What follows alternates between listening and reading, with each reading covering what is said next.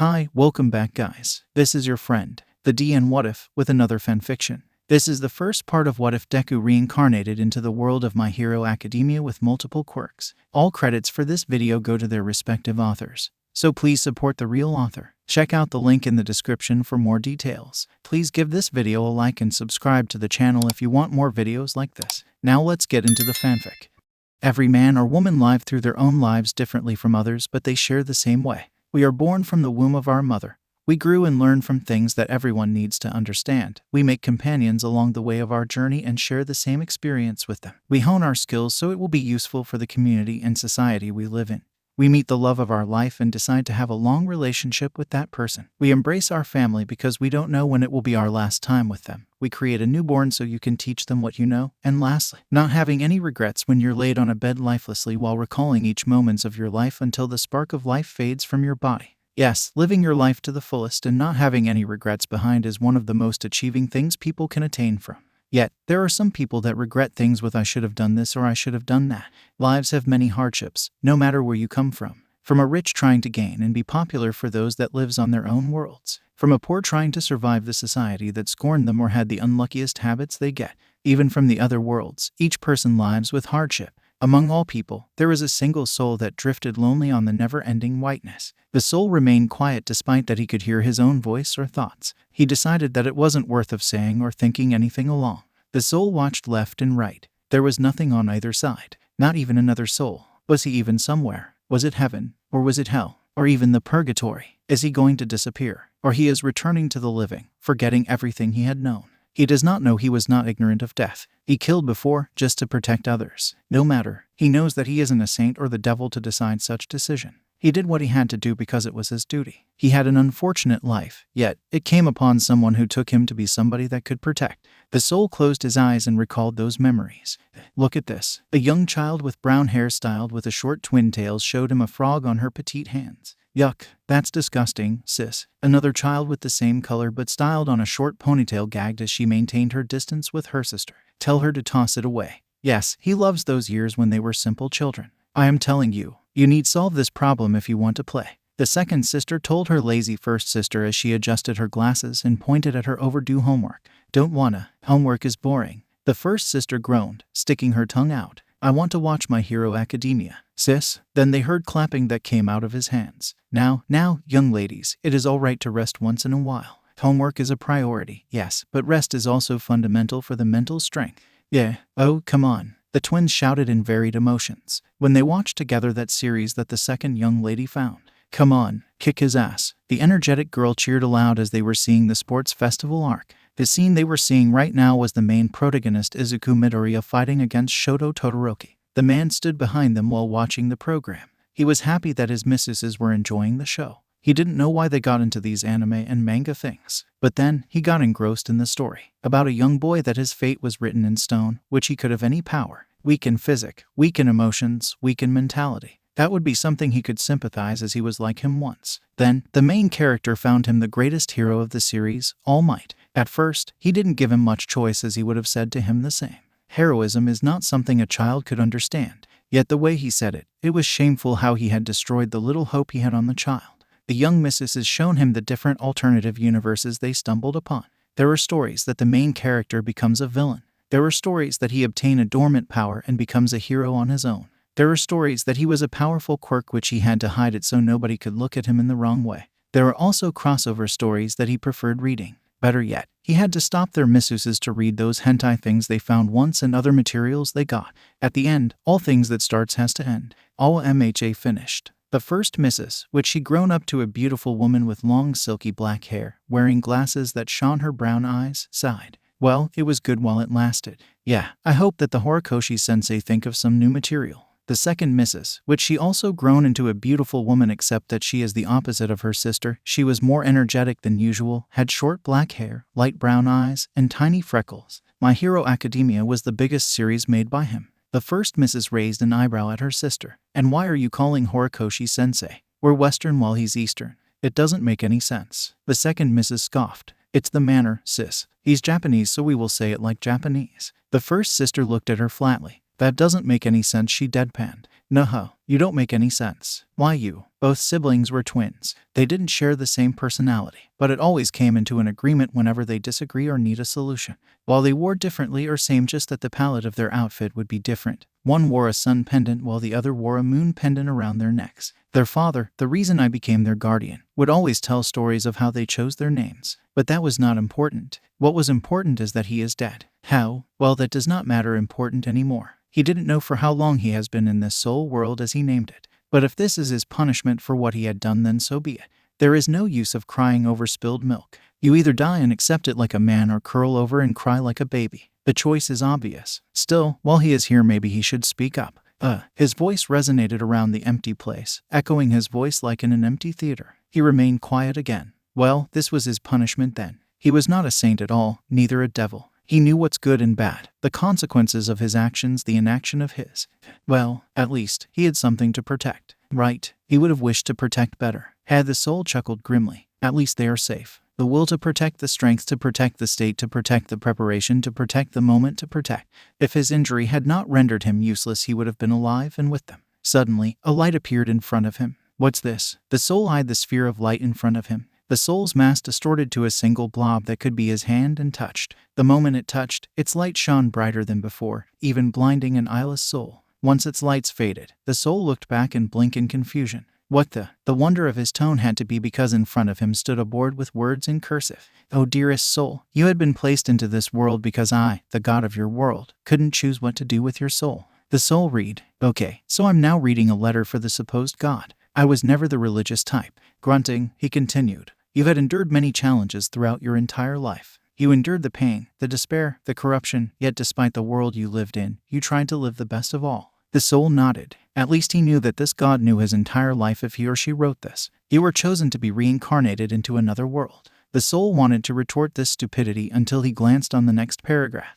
You've had the heart of a hero and the valor of one despite your murderous actions. The soul grimaced. Yeah, like he said he had known death. You have been given less at the start and ended with everything. Your actions might be told. Your reputation could be remembered. But time fades everything like the sand. Nothing is eternal. History is written by the winners with the loser's blood. The soul sighed. He recognized and understood what it meant. But not all souls are given a second chance in life. At that, it brought his attention. You have given the chance to reincarnate to another world with your memories intact. While it is wrong to snatch you from your world, you had earned the right to reincarnate. The soul, if it should take this opportunity. While it was a nice choice, he wouldn't want to worry when their souls pass away. They wouldn't know where he was in worry. Please. A faint and last memory of his resonated when he thought about them. The begging of the first missus. Hold a little more, please. The worry of the second missus. Yes, his last memory was his death. His coughed blood, and on the background, there was fire next to him, a body of a person that he had long forgotten, prone in death with the blood spreading on the floor. Young,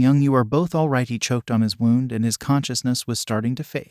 I am glad. Do not speak. The first Mrs. begged as she was looking for something to keep him alive. You can make it. You always do. Come on. The second Mrs. sobbed on her phone, trying to call for help. He knew that he wasn't going to survive this, not this time. Young, I don't, he gasped painfully as his muscles began losing strength. I don't think I have much time. And no, don't speak. The second Mrs. mumbled frantically. He thought that she had finished calling for an ambulance. Not that he is going to survive from it. I called for an ambulance. Just hang on. Both Mrs. knelt just between him. He barely raised his bloodied hands to caress their cheeks and smile at him with the last strength he had. Don't, gasp, worry about me. He smiled, blood dripping from his lips, nose and wounds. I know. Gasp that you too. Pant, are strong. You'll get through this. Gasp even without me. Don't. The first Mrs. choked on her tears, holding his hand. We don't know how to look for ourselves. The second Mrs. sobbed, also holding his other hand. You were always with us. Without you, we don't. Shush, he whispered hoarsely. Gasp, I am proud of you too. You brought this old man joy and happiness, which I had never thought that I would get. He was starting to feel tired, but he needed to tell them. Smile. He motioned with a smile of his own. Smile, and live. I know you too. We'll be fine. With a last breath and strength, his hands fell down and the last thing he heard were the sobs of the two misses that cried over him. Now that he was alone with a rectangular panel just in front of his eyes, he could feel that he did well on keeping them safe despite his stupidity and reckless attitude before maturing. He chuckled mirthlessly. Who would have thought that I would be given a second chance despite how I started? Shaking his head, he looked at the panel. All right, I'll accept the second chance to reincarnate. The panel changed. You are given the choice to choose which alternative universe you'll be sent. There aren't limits between real or fictional, and given that the world is a fantasy, you'll also be given a choice to choose a power. Multiple universes were a chance that nobody would pass on. But he had to be careful with his choice. Given the challenge that the universes he chooses, it would depend the chance of survival. His first choice would have been a world of DC Universe or Marvel, given that he was Western, but there are overpowered beings that could fight with the heroes of those comics, so he passed on that choice. The world of Harry Potter wouldn't have been a bad choice, but given his personality, he would have been part of the Slytherin, and that would mean being part of the antagonists. And he didn't like Draco much. There were also choices like the Eastern culture comics, or manga or anime, which he could choose from. Sigh. He couldn't believe what he was going to say. I'll choose the universe of My Hero Academia, I said. The panel changed. You have chosen My Hero Academia universe, where heroes and villains are a norm and quirks are the fundamental power in the universe. You have been given 4 quirks after analyzing your history. As a mutant-type quirk, your form will be given of a dragon. You will be able to chance between human, hybrid, and full dragon. You'll be able to sprout wings and fly over for a period of time depending your training. Your form will endure the most harsh punishments because of your hard scales. As an elemental, you are capable to control any elements and even combine them. Disadvantages: you won't be able to control your mutation at early stage. You'll be tired more often as you overuse your quirk. In rare cases, you'll lose control of your mind, going into a berserk state. Oh, I muttered quietly. Would that be because of my temper? Correct. If he still had eyes, he would have looked at it flatly. Right, let's see my other options first. As a mutant-type quirk, you will look normal, but your height and size would be different as the age goes on.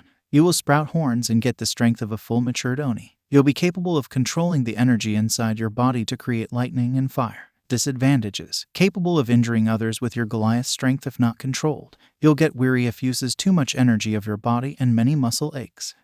Given the explanation, that would have been the time that I injured my colleagues accidentally. I don't know. Next, as an emitter-type quirk, you'll be able to switch on, off your eyes, as it would look like your sclera had turned black with the color of your eyes shine. Capable of moving objects and people with mass-like telekinesis on your side. You'll be able to fly or hover with your telekinesis and even summon skeletal beings with unique ability. And lastly, you'll be able to use the rare power teleportation, capable of teleporting every known place you had remembered.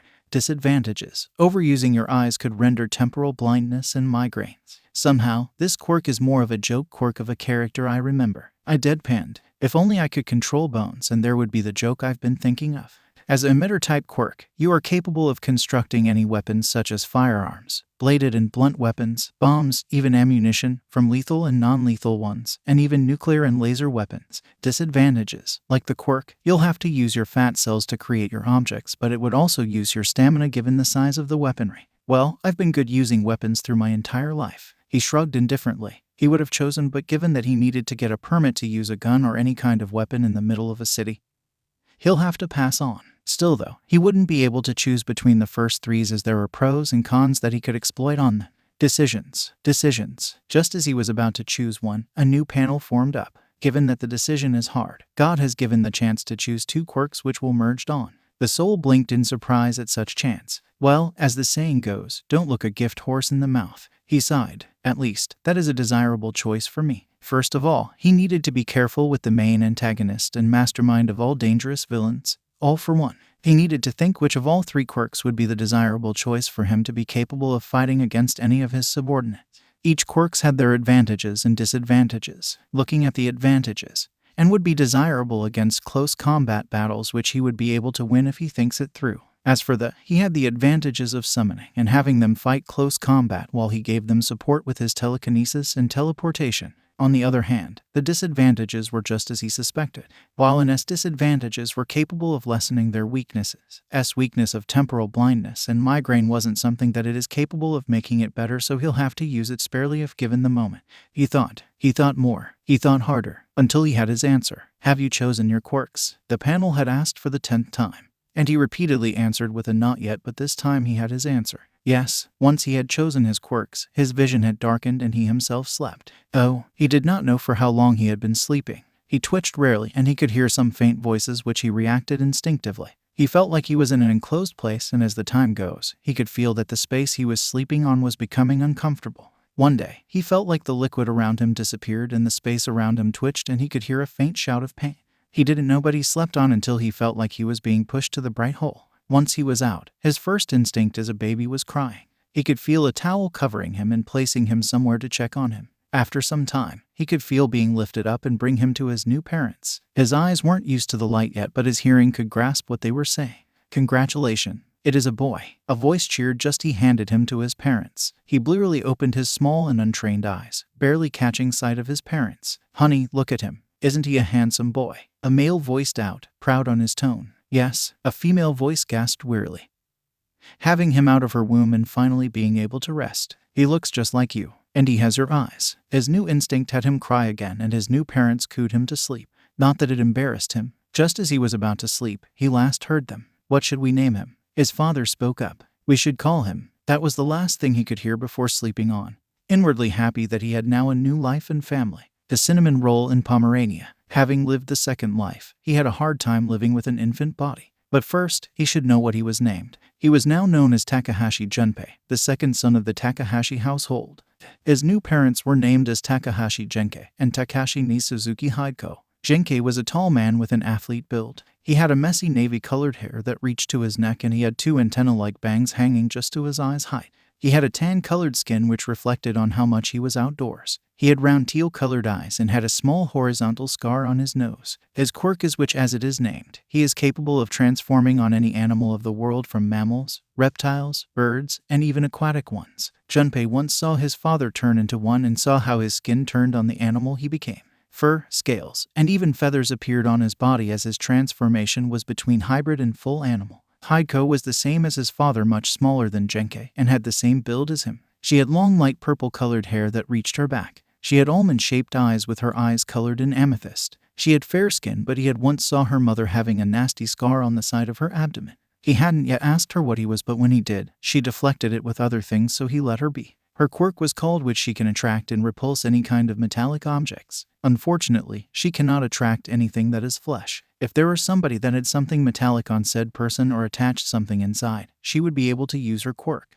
Many would think that her quirk would be a disadvantage against close combat opponents.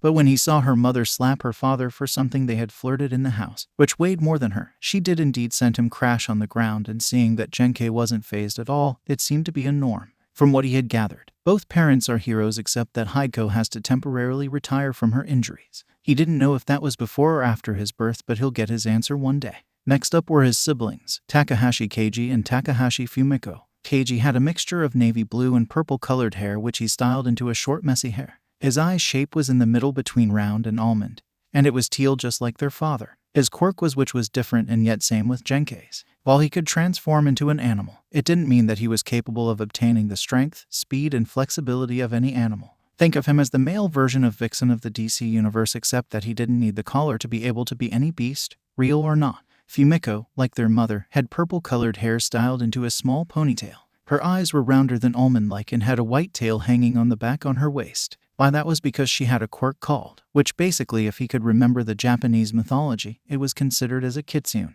From what he understood, she is able to use many kind of magic divine or evil kitsunes were famous for. If you remember well, it were shapeshifting, possession, foxfire, star sphere, dream manipulation, flight, invisibility, illusion creation, mind control, contemporary control, and more. But from what he had seen, she can only use shapeshifting, dream manipulation, and illusion creation. He didn't know if she'll be able to do more, and the only reason that he knew about dream manipulation was because he had heard once Keiji chasing madly at Fumiko for ruining his dream as she ran away giggling childishly. Both siblings were like oil and water in many cases, but they were together as family when they were needed.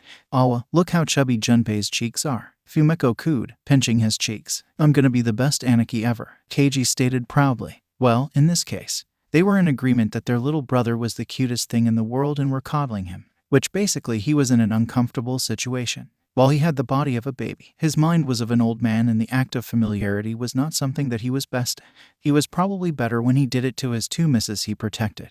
But being the one to be receiving this kind of love was extraterrestrial. But to not let them think that he was an oddball for not reacting, he had to pretend by babbling cutely despite his vocal cords hadn't reached maturity, and got them into his clutches, for the sake of not getting their attention. He thought as he continued playing with his siblings. But for the most part of his life, he couldn't do much because of his lack of motor skills and the embarrassing moments to be trained to potty. 2 years had flown by as he was still incapable of doing anything with his infant body. Alas, he had managed to walk on his own and talk, although sounding more of a babbling than actual talking, and go to the bathroom alone. Still, living off with a family which he grew up as an orphan in his previous family wasn't so bad. He had slightly grown up as his hair began growing, which he discovered that he had navy-colored hair just as his father and had almond-shaped eyes and amethyst-colored pupils just like her mother. There wasn't any physical changes yet as his quirks hadn't yet developed, so until then, he had to be patient and live his life. Junpei-kun. His mother's voice brought him out of his thoughts as he stayed in front of the TV alone as Kenji and Fumiko were at school while his father was at work. Do you want to go to the park? He didn't have much to do apart from watching TV, working on his motor skills, and even planning. Shrugging inwardly, he answered, Yes, Mama, but that, he and his mother were walking outside around the neighborhood. We arrived at the park and he saw many children playing around and parents chatting among each other. Hide-go-chan. We turned to the voice and Junpei's eyes widened slightly when he recognized the two people that were calling his mother. The brunette slender version of Midoriya Enko, user of, and the ashen blonde woman, Bakugo Mitsuki, user of, standing together. Did my mother know them? Junpei thought incredulously as they walked toward them. Hey, Enko-chan, Mitsuki-chan. It's been a while since I last saw you two, Hide-go said friendlily as Junpei stood behind his mother in curiosity. I had no idea that my mother knew the mothers of the two main characters, Junpei corrected hurriedly, eyeing both women in wonder. Hide-go-chan. It's been a while, Enko said happily to her old friend. Sorry, I couldn't contact with you two for a long time. Hide-go apologized with a sad smile. I've been very busy with work and I'm now able to rest. Of course you were busy, Mitsuki chortled before sobering and looking worried at her. Still though, how's the injury? Hide-go caressed her injured torso. I'm getting better day by day. I knew that working as a hero was dangerous and I accepted it. I was worried when I thought that this injury would render me unavailable to have more kids. She smiled warmly when she looked at her youngest. At least, I'm going to have that dream of me having a big family. Enko and Mitsuki finally noticed Junpei. Is he your other kid? Mitsuki asked. Yes, he's Junpei. She introduced me to them. Say hello to them, Junpei-kun. He slowly walked up to them and bowed politely. Hello, I am Junpei Takahashi. Nice to meet you, he said. He had barely gotten his teeth and talking was harder than he thought as Japanese wasn't his main language back when he was a Western. Oh, how cute, Enko gushed, crouching down and giving him a hand. I'm your Aunt Enko and I'm also glad to meet you, Junpei-kun. The blonde woman is your Aunt Mitsuki. Hey, kiddo, Mitsuki called before focusing on Hide-go. How's Genkei, by the way? Haven't heard him much and Masaru's been asking to have a drink with him for months. Oh, you know, Mitsuki-chan. Genkei is working hard with his job and doesn't have enough time to rest unless his sidekicks tell him to take a break. Hide-go giggled. And the time he gets a break, you two end up with a second son. Mitsuki chuckled. Well, Hide-go caressed Junpei's head with a warm smile. Genkei is passionate and I know that he also wants more kids. Who knows, maybe I'll have another kid in a few years. I bet you'll get another kid, Mitsuki chortled, having the grown-ups chat. They then heard two voices on the playground. Come on, Izu. Let's go and play heroes and villains, an ashen blonde kid suggested with a green-haired kid following behind. Wait for me, Kaken. Junpei immediately recognized them. Midoriya Izuku and Bakugo Katsuki were playing around cheerfully without the usual spat Junpei was used to see them. Katsuki was at the age that his quirk haven't yet developed while Izuku has yet to be depressed because he was going to be diagnosed as quirkless. Unknown to him, he was staring at them and the three mothers had noticed him and Enko smiled. Would you like to play? He was slightly taken back but quickly worked on his face as he nodded at her. Izuku, oi, Katsuki, come over here. Both kids walked up to their mothers, one looking curious and the other looking slightly irritated. What is it, Mom? Izuku asked softly. Yeah, what is it, old hag? Katsuki said irritably. Junpei wasn't in the least surprised at his attitude and toned to his own mother. What did you say, brat? Mitsuki shouted, pulling Katsuki's ear. Oh, leave me alone, old hag. Ha, you two are the same. Hide-go chuckled fondly seeing the Pomerania-looking mother-son duo. Enko crouched down to her son's height. Izuku, dear, I want you to meet a son of a friend of mine. She then motioned him to Junpei. Izuku stared at him for a moment before Enko continued. Say hi to him, Izuku. I am Midoriya Izuku. He yelped nervously before calming down and rubbing the back of his neck sheepishly with a raised hand. It's nice to meet you. Junpei smiled at him. Knowing that he was this innocent and he was excruciating friendliness, he accepted the handshake and smiled at him. It's nice to meet you too, Izuku. I am Junpei Takahashi, and I'm Bakugo Katsuki, the ashen blonde kid proclaimed, and I'm going to be the number one hero. Nice to meet you too. We were going to be heroes and villains, Katsuki continued, sounding friendlier than he ever thought of. You want to play? Sure, why not? Junpei shrugged. With that said, the three kids ran to the playground and began playing. Junpei hadn't known that he was going to get the chance to meet them at this early stage, but it seemed that there were things that he had yet known apart from what he had saw. If given chance, he should be able to write down everything he remembered and keep it safe. For now, he'll continue playing with them as long as he was going to stay with them. Surprisingly, after some time playing with them, Izuku had given him a nickname much as he gave Kaken to Katsuki. He was nicknamed Jukun and he was fine with it, and Katsuki had agreed with it. At least, it wasn't the horrible and strange nicknames he had been given during his previous life. 2 years had gone by and he was now 4 years old. This year was important. Why, you ask? That is because at the age of 4, most kids start to develop their quirk. The first one among the kids of the kindergarten, which he started to attend with Izuku and Katsuki, was, as all we know, Katsuki. He had started to pop small explosions on his palm, and many kids as adults were awed at his quirk. "Hey, look at this. With these, I'll be the number 1 hero," Katsuki declared arrogantly. Much to Junpei's dread, the other kids and the teachers were fueling his ego by praising and cheering him. So much potential going to be wasted by his pride. Junpei thought grimly. He had tried to lessen the praises and trying to get Katsuki's head straight. But Katsuki had brushed him off and they had fought off, which Izuku tried to work it out. It slightly worked out with the help of their mothers, but the relationship had been not the worst but not for the best. Weeks after, Junpei finally got the first quirk he had chosen. After speaking with his parents, he had gone to the doctor with Haiko to check on his quirk. Fortunately for him, it wasn't the same doctor he remembered that checked on Izuku. "My goodness, this is the first time in my career as a doctor that I had witnessed it," the doctor bellowed shockingly. "What is it, Dr. Harada?" Haiko asked, slightly concerned if her son hadn't gained any quirk. Coughing, slightly embarrassed of his reaction, the doctor answered calmly, "Miss Takahashi, there is nothing wrong with your son. He is perhaps the first patient I had looked at and discovered something extraordinary." "How so?" "Well, from the start, you should know that most kids at early stage who lack the second pinky joint, which only people without quirks are born with, start to develop their quirks at the age of 4 or so," Dr. Harada explained. "As it is, we doctors check also if the kids have some kind of mutations, as mutant-type quirks generate different cells which they'll start to shift into their quirks. Few manage to gain their quirks earlier than anticipated or at a later age. But your son, Miss Takahashi, I have checked 3 times his checkups and I noticed that your son's genetic cells are developing. Not only 1 quirk but 2. He has a unique case." "Really?" Haiko gasped in surprise. "Yes," Dr. Harada nodded vigorously. "As you might know, there are cases that their kids inherit one of their parents' quirks or both.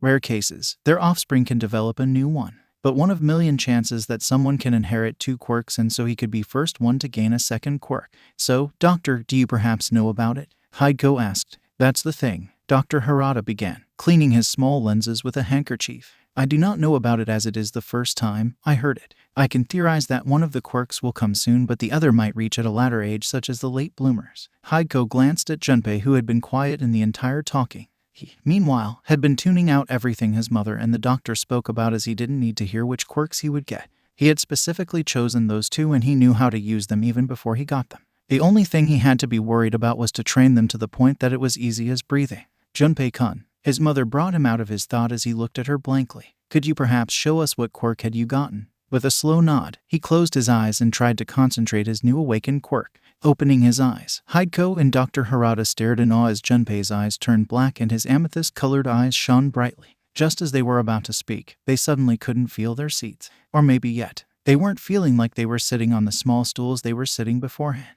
"Oh," Dr. Harada gaped in surprise. Haiko noticed that her body emitted a thin layer of purple light and intuitively knew that her son's quirk was doing this effect. "It's amazing," she said in awe. "This is just like my quirk, but instead he can levitate flesh, which my quirk isn't capable of too. I think that your son's quirk can levitate anything that has a mass, Miss Takahashi," Dr. Harada explained, his tone slightly fearful. "Also, could you please get us down? I am not exceptionally good with heights." Nodding slightly, Junpei lowered them to the ground, which the doctor sighed in relief. "Well, that is something I hadn't thought of experiencing it," Dr. Harada gasped, adjusting his glasses. "In any case, as his quirk focuses much on his eyesight, there is a possibility that there is a limit on how long he can use it. I can probably write a recipe for him, but it might be best to wait and see how it affects him." With a nod, Junpei and Haiko returned to their house and being received by an eager and anticipating family to hear the news. "Well," Genkei began, having impatiently waiting for them after a hard day of work. "What did the doctor say?" he asked, with both kids nodding in agreement.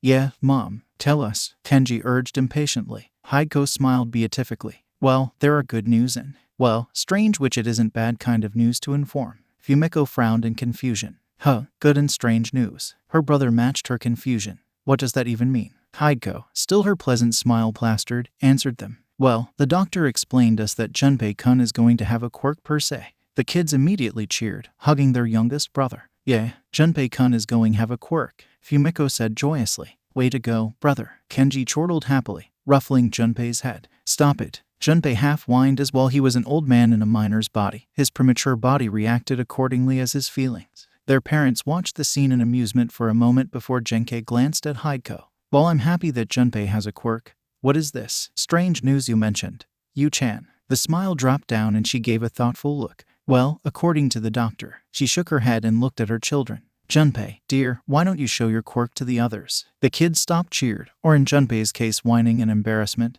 and the newly quirked kid nodded. Closing his eyes, the family sans Hideko watched in anticipation what kind of quirk Junpei had gained.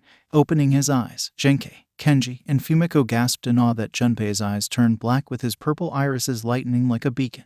Before anybody could speak, they suddenly felt their feet losing the feeling of the floorboard. W.O. Kaya. Huh, Genkei mused, cool like a cucumber even though he was floating on the air. He silently glanced at Hideko who hasn't floated like them. It seems that Junpei had inherited a version of your quirk but instead he is able to float objects that is flesh. The doctor mentioned that it was mostly objects or people that has mass. Hideko explained, watching in amusement that her kids stopped freaking out and began pretending to be flying.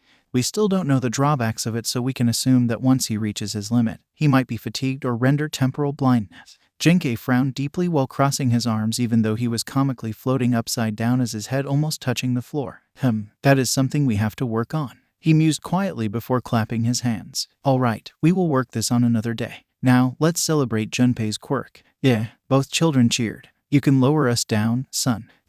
Once they were lowered, Hideko continued. Still, that wasn't what I was going to tell you, she said, gaining the family's attention. The doctor had told me that Junpei is a special case because, well, that is because he is going to have a second quirk in a few years. That shut them up completely. Their eyes widened in shock and stared at Junpei. A second quirk. Kenji gaped incredulously. Wow, Fumiko mumbled before raising her voice. That's awesome. As the children continued talking, Genkei walked next to his wife. Did the doctor tell you something else? He asked, continuing with their previous conversation. Hideko shook her head. No, mostly because this is the first case that somebody had gained two quirks. Inherited or mutated quirks are normally how it is, but she glanced at her youngest son. There hasn't even ever a time that somebody had carried a second quirk, although she instinctively placed a hand on her fading injury. Genkei placed a hand on her shoulder and squeezed in assurance. Don't worry for now. Try to recuperate for some time before thinking about work. Your sidekicks are working in your place and they are holding the district just fine.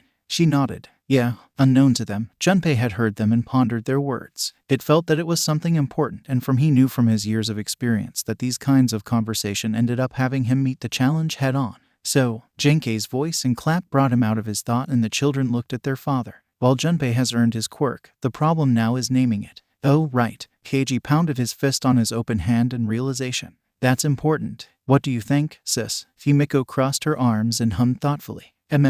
Well, his eyes light up and darken whenever he uses. Why not? Everyone turned to Junpei who had suggested the name. Unknowingly for them, the name had been before he was born, and since he had chosen two quirks, it may be better for him to combine those two quirks with a different one. Why not? Genkei said. It is slightly better to be called or something else as there are few people that has that kind of quirk. Also, the doctor mentioned about a second quirk so it would be better to change it later. Hideko added. That's right. Then it is decided. Let's celebrate Junpei's quirk. Yeah, wash your hands beforehand. Yes, Dad. Oh, the day after, Junpei made his way toward the kindergarten and announced that he had gained quirk, which most kids, Izuku and Katsuki included, asked to show them his quirk. After discovering that his quirk was related to telekinesis, the kids were on him and asking him to make them fly again, but fortunately for him, the teachers had stopped them to continue with their daily routine. Unfortunately for him, the teachers were amazed and cheered for him much like how they acted with Katsuki, but he tuned them out as it would only render him stupid and overconfident, which he didn't need to be soaked in their words. Still though, making them fly around with Izuku and Katsuki included, they pretended to be heroes. While most people would think that it is troublesome to do it, Junpei thinks of it as training. He could discover what's his limits and stretching his duration, which it would be a bonus during battles and trainings. He watched as Izuku squirmed impatiently, waiting for the day of his examination in anticipation. He felt slightly guilty that when he discovers that he is quirkless, his dream would fall down. Are you nervous, Izuku? Junpei asked while the other kids were playing around. Why yeah, Mum said that next month I'll go to the doctor and check if I have a quirk, he said, his eyes shining like a beacon of hope. Then I'll be able to be a hero like you and Kaken. Junpei gave him a forced smile which luckily he didn't notice. That's good, he answered, trying to not sound forced. We then heard Katsuki scoffed amusedly. Don't be an idiot, Jukun. Junpei still was not used to hearing him use a normal nickname but quickly shook it off. While you two think that you are capable of being a hero, I'll be the number one hero with my quirk, he declared confidently. Rolling his eyes, Junpei sighed. Whatever you say, Kaken. Yes, he had been using Katsuki's nickname for some time and still wasn't used to. Kids' nicknames will stuck with you forever, no matter how long you try to forget. Still though, he'll be able to tease him with his nickname in the future, but for now, he'll be happy with what he has. Days passed by and summer had begun. Katsuki had bragged that he could do anything better than the others, but the first person that he bragged on was Izuku. Ignorant or innocent of his action, Izuku accepted it either way, but Junpei wasn't happy about it. On day, they were playing with another two kids with a ball in the park. Katsuki showed them how good he was with the play, kicking and making tricks with it, which he ended up bragging and relishing the praises of his two lackeys. Junpei wouldn't even think that these two were friends and were more like lackeys. Izuku had tried to play with the ball too. Unfortunately, he wasn't at best with it and eventually fell on his buttocks. The two kids that joined Katsuki laughed at him, including Katsuki. Izuku, you really can't do anything, can you? Katsuki asked, holding his orange ball under his arm. Kaken, that was mean. Junpei disapproved completely. Hey, it's not my problem if he couldn't do it, he answered, which then raised a green bucket with Izuku's name. See, you can read the characters for Izuku as Deku, you know. The two kiddos were awed at Katsuki's ability to read. Kaken, you can read. You can't. Katsuki scoffed before looking at Izuku. And Deku means someone who cannot do anything. Hey, watch it, Junpei warned, putting in front of Izuku. That is not how a hero should act. Katsuki narrowed his eyes at him but did not do anything. With a single scoff, he went on his way with his two lackeys behind. Shaking his head, he turned around and looked at Izuku. You alright? Izuku nodded quietly with a forced smile. Why yeah, thanks, Jukun. You know that you need to step up if you don't want to be treated like that, Izu. Junpei sighed. Fortunately for being a kid was that his brain absorbed information quite quickly, which with the mind of an adult, he abused of it and tried to be more intelligent. Why yeah, I know, but it's Kaken. So, he hedged uncomfortably. Junpei sighed again, this time dropping this down. I know, Izu, I know. But you must understand that Kaken is, well, Kaken, there is a limit of how of a butt he can be. Of course he wouldn't curse in front of him, and if he ever was going to be blamed, he can pass it to his brother, as he had heard him curse one in the middle of his game. Really, for someone that was told not to curse in the house, Keiji can really be stupid sometimes. Yeah, well, let's go and play something. That'll cheer you up. Junpei grinned, trying to cheer him up. A small smile formed on Izuku's face, and it was a small win for him. Another day passed by and they were now at the river skipping stones. Most of the kids that joined Katsuki made 2 or 3 skips before the stone sunk down. Katsuki himself. Izuku tried next, but with the lack of skill, the stone immediately sunk down without any skips, which, unfortunately and expected, Katsuki and his lackeys began laughing at him. Junpei frowned in disapproval before grabbing one stone on the ground and stood quietly in front of the edge of the river. The mocking stopped at once and he had gathered their attention. Good. While he hadn't had the experience throwing in this body, his mind had gathered the experience of him having thrown small pellets or similar objects before. He positioned in a throwing stance and breathed deeply with his closed eyes. Once he opened, he swung his arm downward and let the stone free, and started skipping. 1, 2, 3, 4. The kids watched in awe as the stone continued skipping over the water. 5, 6, 7. Katsuki's eyes widened in shock. 8, 9, and finally, the stone sunk down. Still in post-throwing pose, Junpei straightened up, glanced at Katsuki over his shoulder and smirked victoriously at him. While Katsuki growled at being placed in second, his lackeys cheered in awe at him with Izuku joining in. Whoa, you did 9. That was awesome. You did more than Katsuki. Junpei watched Katsuki and expected his reaction. His eyes widened, shocked that he had gone from first place to second, and Junpei could feel the rage starting to form up slowly, until his eyes blazed in rage. He had expected him to curse out and howl on his face, but something out of him character. He stopped, which unnerved him completely. I thought he would curse at me for stealing his place, Junpei thought with a raised eyebrow. Just as he wondered, Katsuki walked toward him, stopping just away from his personal place, and stabbed his finger on his chest with a rictus smile and twitchy eye. You are going down one of these days. You hear me? He declared through gritted teeth. I will beat you, and I declare you my rival. You and me, this is just the beginning of me beating your butt. Junpei's eyes widened slightly before thinking about it. While it was not so bad that he was declared his rival, that spot was supposed to be Izuku's, but thinking back, he had yet to be worthy of being his rival unless he was prepared. He grinned challengingly at him. Is that so? Yeah, you are going down. After that day, days after days, Katsuki had stubbornly challenged him in many things, which ended up him losing everyday time. Damn it, Katsuki cursed aloud one day playing on Junpei's house. They were at the moment playing Super Smash Bros., and Katsuki had lost 3 times against him. For obvious reason, he had chosen Bowser as his main character. As for him, well, he was using Snake and he was kicking 9 shade of asses. This control is shit. Katsuki raged as he tossed forcefully on the ground.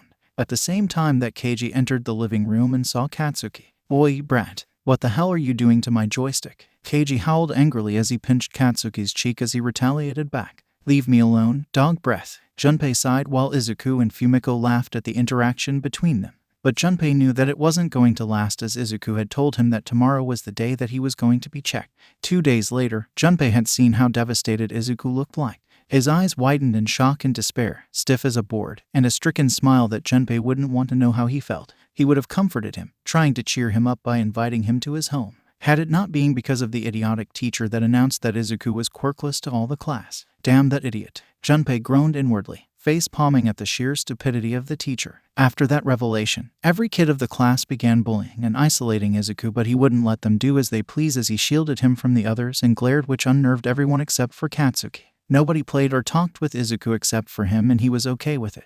Them, apart from being ignorant fools, he didn't know most of them personally. Sure, he knows some of their names and such, but they were beneath the main characters that he would know in the future. After that, he had invited Izuku to his home, and while he played with his siblings, he had talked to his parents about what happened today. Sure, his parents were livid when they heard that because of a teacher, Izuku's life had worsened completely. So, Heiko and Inko went to the principal office and made a scandalous scene, which the principal had no other option to fire the man for his foolishness. Although, Junpei would have assumed that if not, the Ministry of Education would have done more drastic measures which the principal wouldn't want to happen to his school. But nothing could be done as the mark has been carved on the stone, letting Izuku's confidence drop down marginally. But Junpei won't let that happen even if Katsuki continued reminding him of his quirkless status. Nevertheless, their friendship had slightly gotten better, for the better words, and Junpei had tried to lessen Katsuki's cockiness and growing Izuku's confidence. It had yet grown something that it is noticeable, but it will do time. But that relationship sunk down again when that day occurred.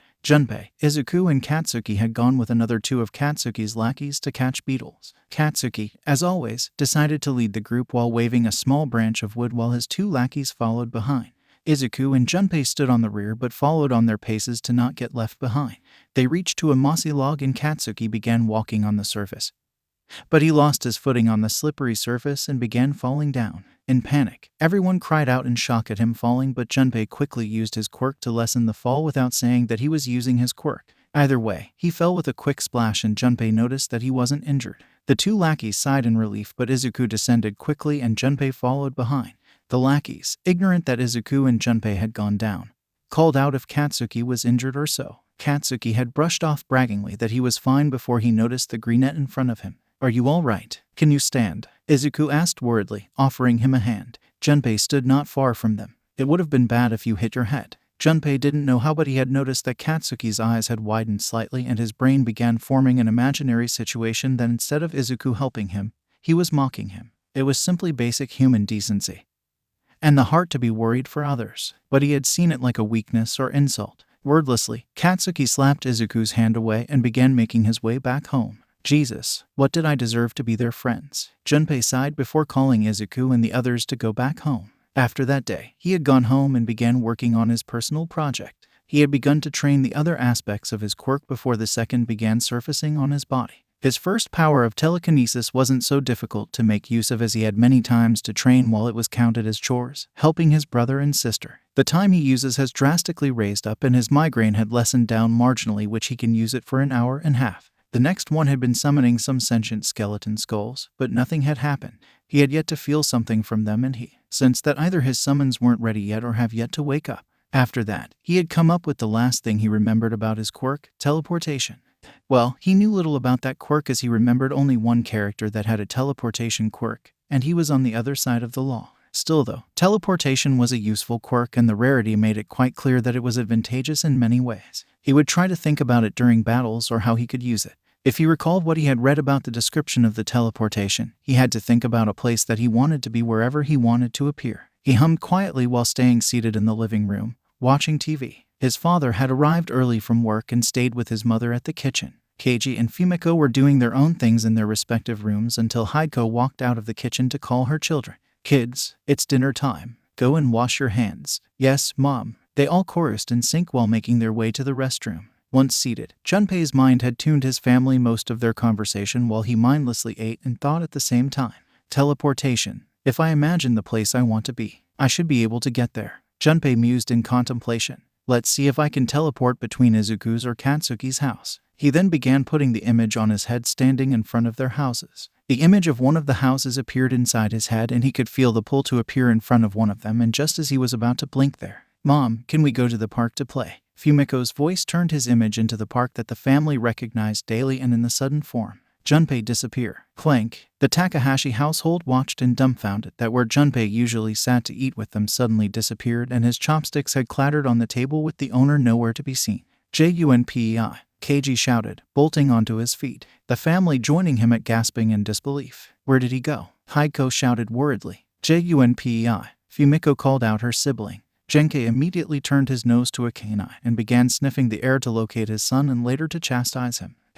This is troublesome." Junpei mused quietly as his feet weren't on the ground. Instead, he was hanging on a branch on the tallest tree of the park by his shirt. He did not know why he had chosen on a tree instead of the ground. Did he picture the day that he and Katsuki had competed on who could get on the tree fastest, and his memory got him into the place that he recognized that he stood before? Should it be because I picture my point of view over the tree instead of the ground? He hummed before shrugging, or trying to shrug as he remained still on the branch. Still, his thoughts were brought how a child, preferably calling himself a man, but because of how he was right now, he couldn't say much. Had now a family when his previous life, he was an orphan brought to a family by a man who he would call a teacher and father figure. He didn't have much in his previous life, but life had took a turn with him having a life with a lovable family. Before he could continue musing about his family, his father had appeared just under the tree with a worried expression. Although Junpei was slightly freaked out how his face morphed from a hound to a human. Yes, he should now get used to how this world changed the characteristics of said person. "Junpei, hold still," Genkei called, his arms morphing into a bird and helping him down. He could have simply used his quirk to descend, but he was suddenly feeling tired, and as soon as his father laid him down, he had fallen asleep. I should probably work this out. With those final thoughts, Sandman had taken him. The next day was simple enough except that his family had freaked out about his disappearance and asked him about it. He lied about that he felt a pull in his mind and he was suddenly on the branch. His parents had wondered about the full extent of his ability as neither of them had a family member with a teleportation quirk. While the kids wowed at Junpei's sudden capability to teleport, his parents knew the danger of having such power as it could be advantageous on both sides of the law. For now, he had promised them that he wouldn't use it unless it was necessary, and he had worked out with it. While reluctant, they agreed and continued with their days normally. Just so happened that Junpei planned something to use it fully. Ginger Karate Girl. Days passed by and he continued testing with his quirk, while his mother watched his usage of quirk and even giving some tips as her quirk had the same aspect as him. While most of this training was with his mother or teaching him slightly as his age was hard for the body to compel completely, they did it barely half an hour before Junpei slumped down wearily. Damn this premature body, Junpei thought irritably, panting wearily. To think that I'm left in this state after half an hour of training. At least, it is a new experience for me learning with my mother. You did well, Jun-kun. Yes, you did. Hiko gushed as she used a towel to wipe his sweat off his forehead. Why don't we go and see Izuku after a bath? Junpei smiled. Yeah, Mama. With that, Junpei was left in the care of Inko while she went to get his brother and sister and get groceries for dinner. They had been playing heroes with Inko as the helpless civilian. As expected, Izuku had disguised himself as All Might in onesie while he was. Well, from what he had known, he was disguised as All Might's current sidekick, Sir Night-Eye. He simply grabbed glasses with the lenses, a tie, and barely brushed his hair to match his style. Izuku had asked what I was pretending to be and I simply told him that I was someone that All Might knew. And he even asked how I knew it, and I simply lied to him that his parents had told him stories about All Might. In any case, they continued playing with other things apart from being heroes. Junpei could feel that even if Izuku was trying to pretend that it was fine, the news about his status had him force a smile on him which he basically hated it.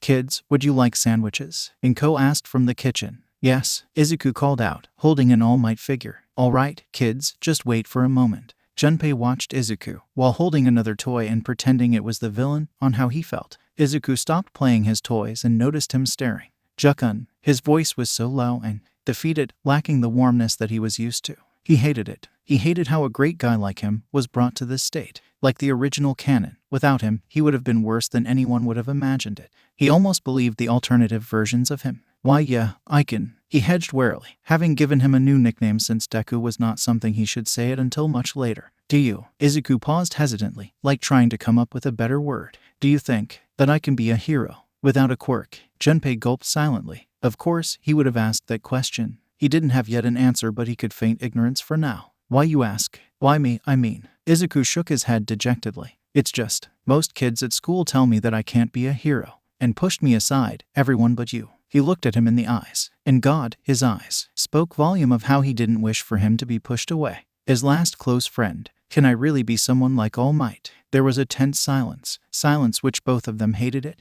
Junpei understood a part that All Might spoke to him, that heroism wasn't something that anybody should be. But on the other hand, that was rubbish and ironic. Rubbish, because being a hero didn't mean that someone with a cape was a hero per se and the others should remain safe. Every life is a danger and a challenge that everyone must overcome. And ironic, because that bastard that thinks of him as the symbol of peace had the gall to tell another one that heroism was dangerous when he was quirkless before being picked up. He might respect the man for what he does, but there is a limit of idiocy. Sigh, what he was going to do. Anyways, Izuku remained quiet, obviously still waiting for an answer which he now had. You want an answer, Aiken? Junpei asked softly, which Izuku nodded. I'll be honest with you. You are not ready yet. Izuku was about to bawl his eyes out until he heard the yet and looked at him in confusion. Huh, what do you mean, Jukun? He sighed in relief that Izuku hadn't cried out yet. Listen, Aiken, you must understand that being a hero is hard. You get me there? Izuku slightly nodded, but there was the confusion in his eyes. You see, if you want to be a hero, you'll have to train. But I don't have a quirk, Izuku pointed out dejectedly. Junpei sighed. Aiken, having a quirk doesn't mean that someone can be a hero. Anyone with the right mind can be a hero. He then thought about it as there were comics and had a character that he could respect, despite that he got interested in those when he was an adult, and could share with him. A week ago, I found an old comic that my dad had boxed and read about it. It was about man wearing a bat cowl with the name Batman. Well, at least, Izuku was interested in that. Batman was a hero that protected his city from villains, thugs, and evildoers during night. He continued. He made friends, allies, and even had a lover. Wow, he was a hero. That is cool. Izuku mumbled in awe. I wonder what his quirk was. SNRK. Okay, he was a little bad that he snorted, but it was ironic that he asked that. Sorry, I still haven't told you that he was a normal being, which means he was quirkless. Just like you. Huh? Izuku asked incredulously. You see, Aiken, being a hero doesn't mean having a flashy quirk and beat down villains. Junpei pointed at his chest, where his heart was. It is the heart of the hero, the desire to help others out of selflessness. The others, Teachy, they do it for fame and popularity. All Might does it because he wants to help. You understand the difference? I think so. There is something I learned from my brother and sister. I added, most of the villains aren't evil as you think of. Why is that? Izuku asked skeptically. You cannot see the world in white and black. He explained. You must understand that villains aren't evil like most think. Some of them did out of desperation.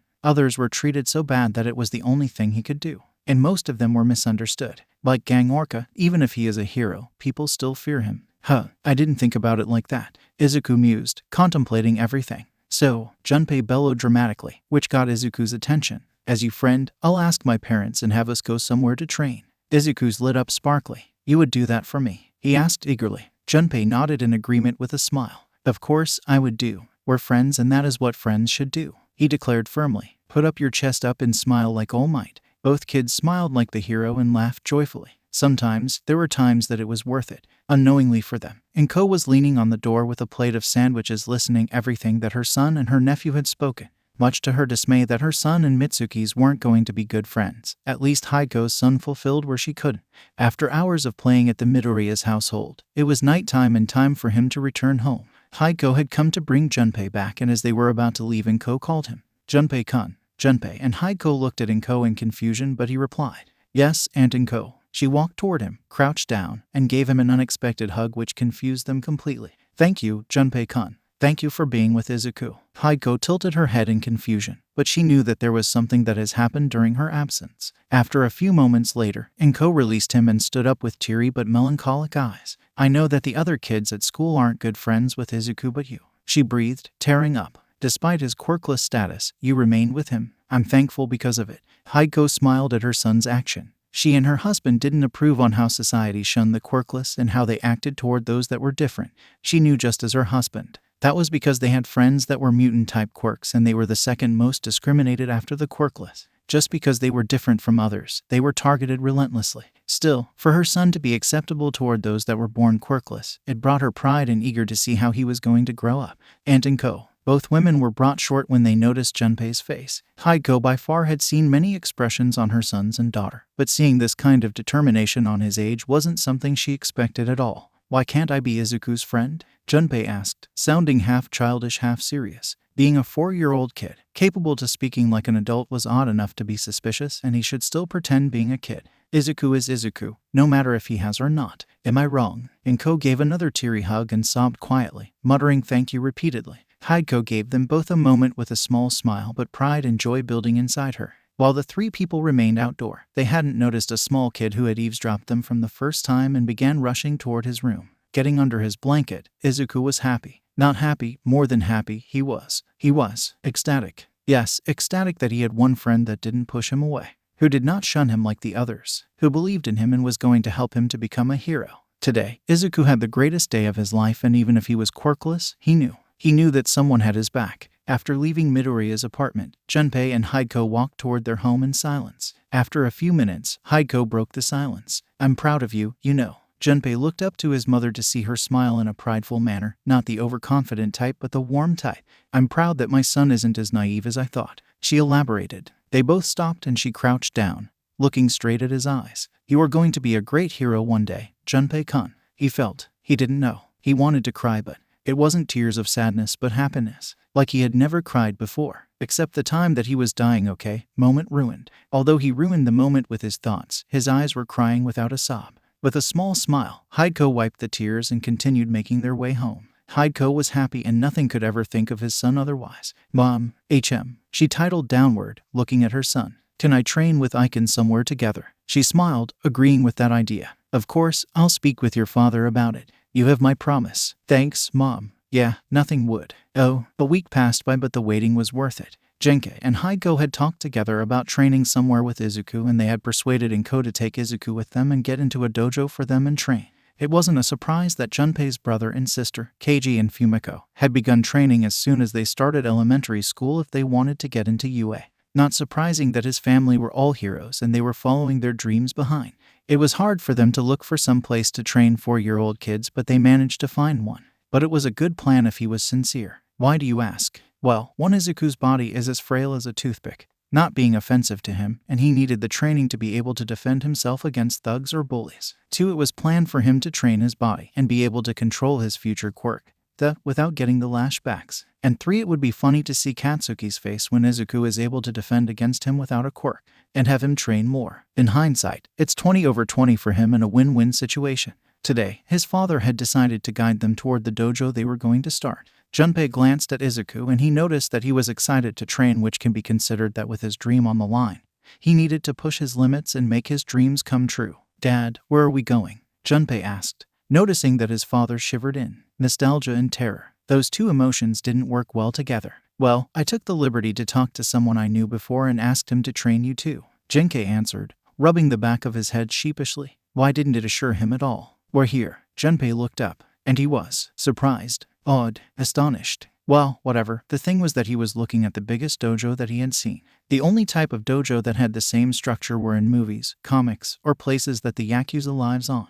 He looked left, all concrete wall with green pagodas aligning next to each together. He looked right, same. I looked up and saw the sign hanging on the large double door. Unbreakable Dojo. Strange name for one. I guess there must be a story behind that naming. They walked up to the large door and Genkai loudly knocked the giant door. After a few seconds, the doors were open, and they were welcomed at the sight of a large man wearing a black gi. If Junpei was sincere, the man literally looked like Heihachi Mishima from Tekken but with more hair. His hair, a part that had two antennae-like pointing at the back of his head, it was much longer, which was hanged in a ponytail. His height was rated 6'4", which was taller than his father. His height was 6'0". Before he could continue with his thought, the man bellowed a laugh which shook the air around. H-O-H-O-H-O.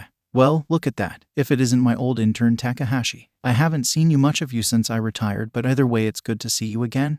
Kiddo, it's been a while. Genkei bowed politely. Yes, it has been quite long since I last saw you. I had little time to visit after you opened your own dojo for those who wanted to train. He looked around. It seems that it has gotten better. The old man scoffed. Of course, it has. And what did I tell you about that crap of formality? I ain't a man that needs formalities to make myself better than others. Call me like old times. Well, if I say it like that, I'm feeling like an old man. That comment made him and Izuku giggle childishly. Junpei could respect someone like him. Say, he drawled out, glancing at them. Who are they, Genkei? Genkei blinked in realization, smiled at his supposed teacher, crouched down to the kid's height, and placed his hands over their heads. This is my son, Takahashi Junpei, and his friend, Midoriya Izuku. I am Midoriya Izuku, sir. He stuttered nervously while bowing. I am Takahashi Junpei. He followed behind without the stutter. The man eyed them silently, crossing his eyes before nodding in approval. This reminds me of you and that friend of yours when you first interned with me. He chuckled mirthfully. All right, kiddos, the name's Kongosuke Arata. So what pleasure brings me my old intern here in my dojo with his son and his friend, HM. Well, a week ago my son asked Haigo-chan if he could train with his friend. Knowing fully that they wanted to become heroes, we talked about where we could send them to train, and I recalled that you had opened a dojo a few years ago and called you here. We talked with Izuku's mother and persuaded that to be prepared, he needed the training.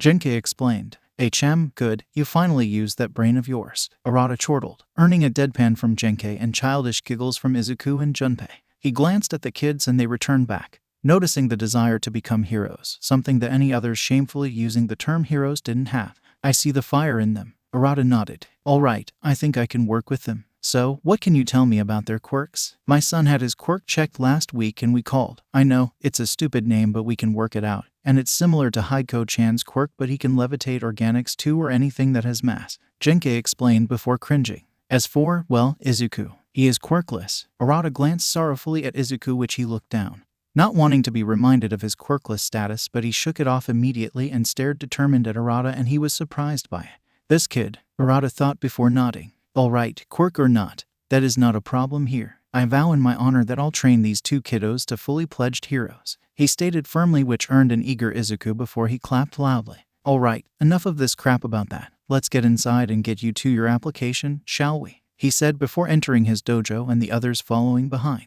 Just as they walked inside, Genkei mumbled, so nostalgic and terrifying his training. Arata stopped mid-walk and glared over his shoulder at Genkei. What was that? He growled menacingly. And nothing. I didn't say anything. Genkei yelped fearfully. Junpei was quite confused. Who was this old man and how come that his father feared him? He understood that he mentioned something about an intern, but it was better to forget this moment and maybe use it as a blackmail. Walking inside, they noticed many families with their kids waiting, probably those that wanted to take part of the dojo and train. Izuku was in awe while Junpei expressed with a not bad expression. Hey, you two must be the last one. Junpei and Izuku turned to the female voice that spoke to them. Junpei immediately noticed the ginger-haired girl that had a small ponytail tied to the side of her head and the green eyes. I didn't think that I would meet her until we entered UA. Junpei mused quietly. Then again, I would probably meet others before entering at that time. I am Kendo Itsuka. It's nice meeting you too, she greeted warmly. I'm Takahashi Junpei, same. He smiled. I am Midoriya Izuku. And nice to meet you too, Kendo-san.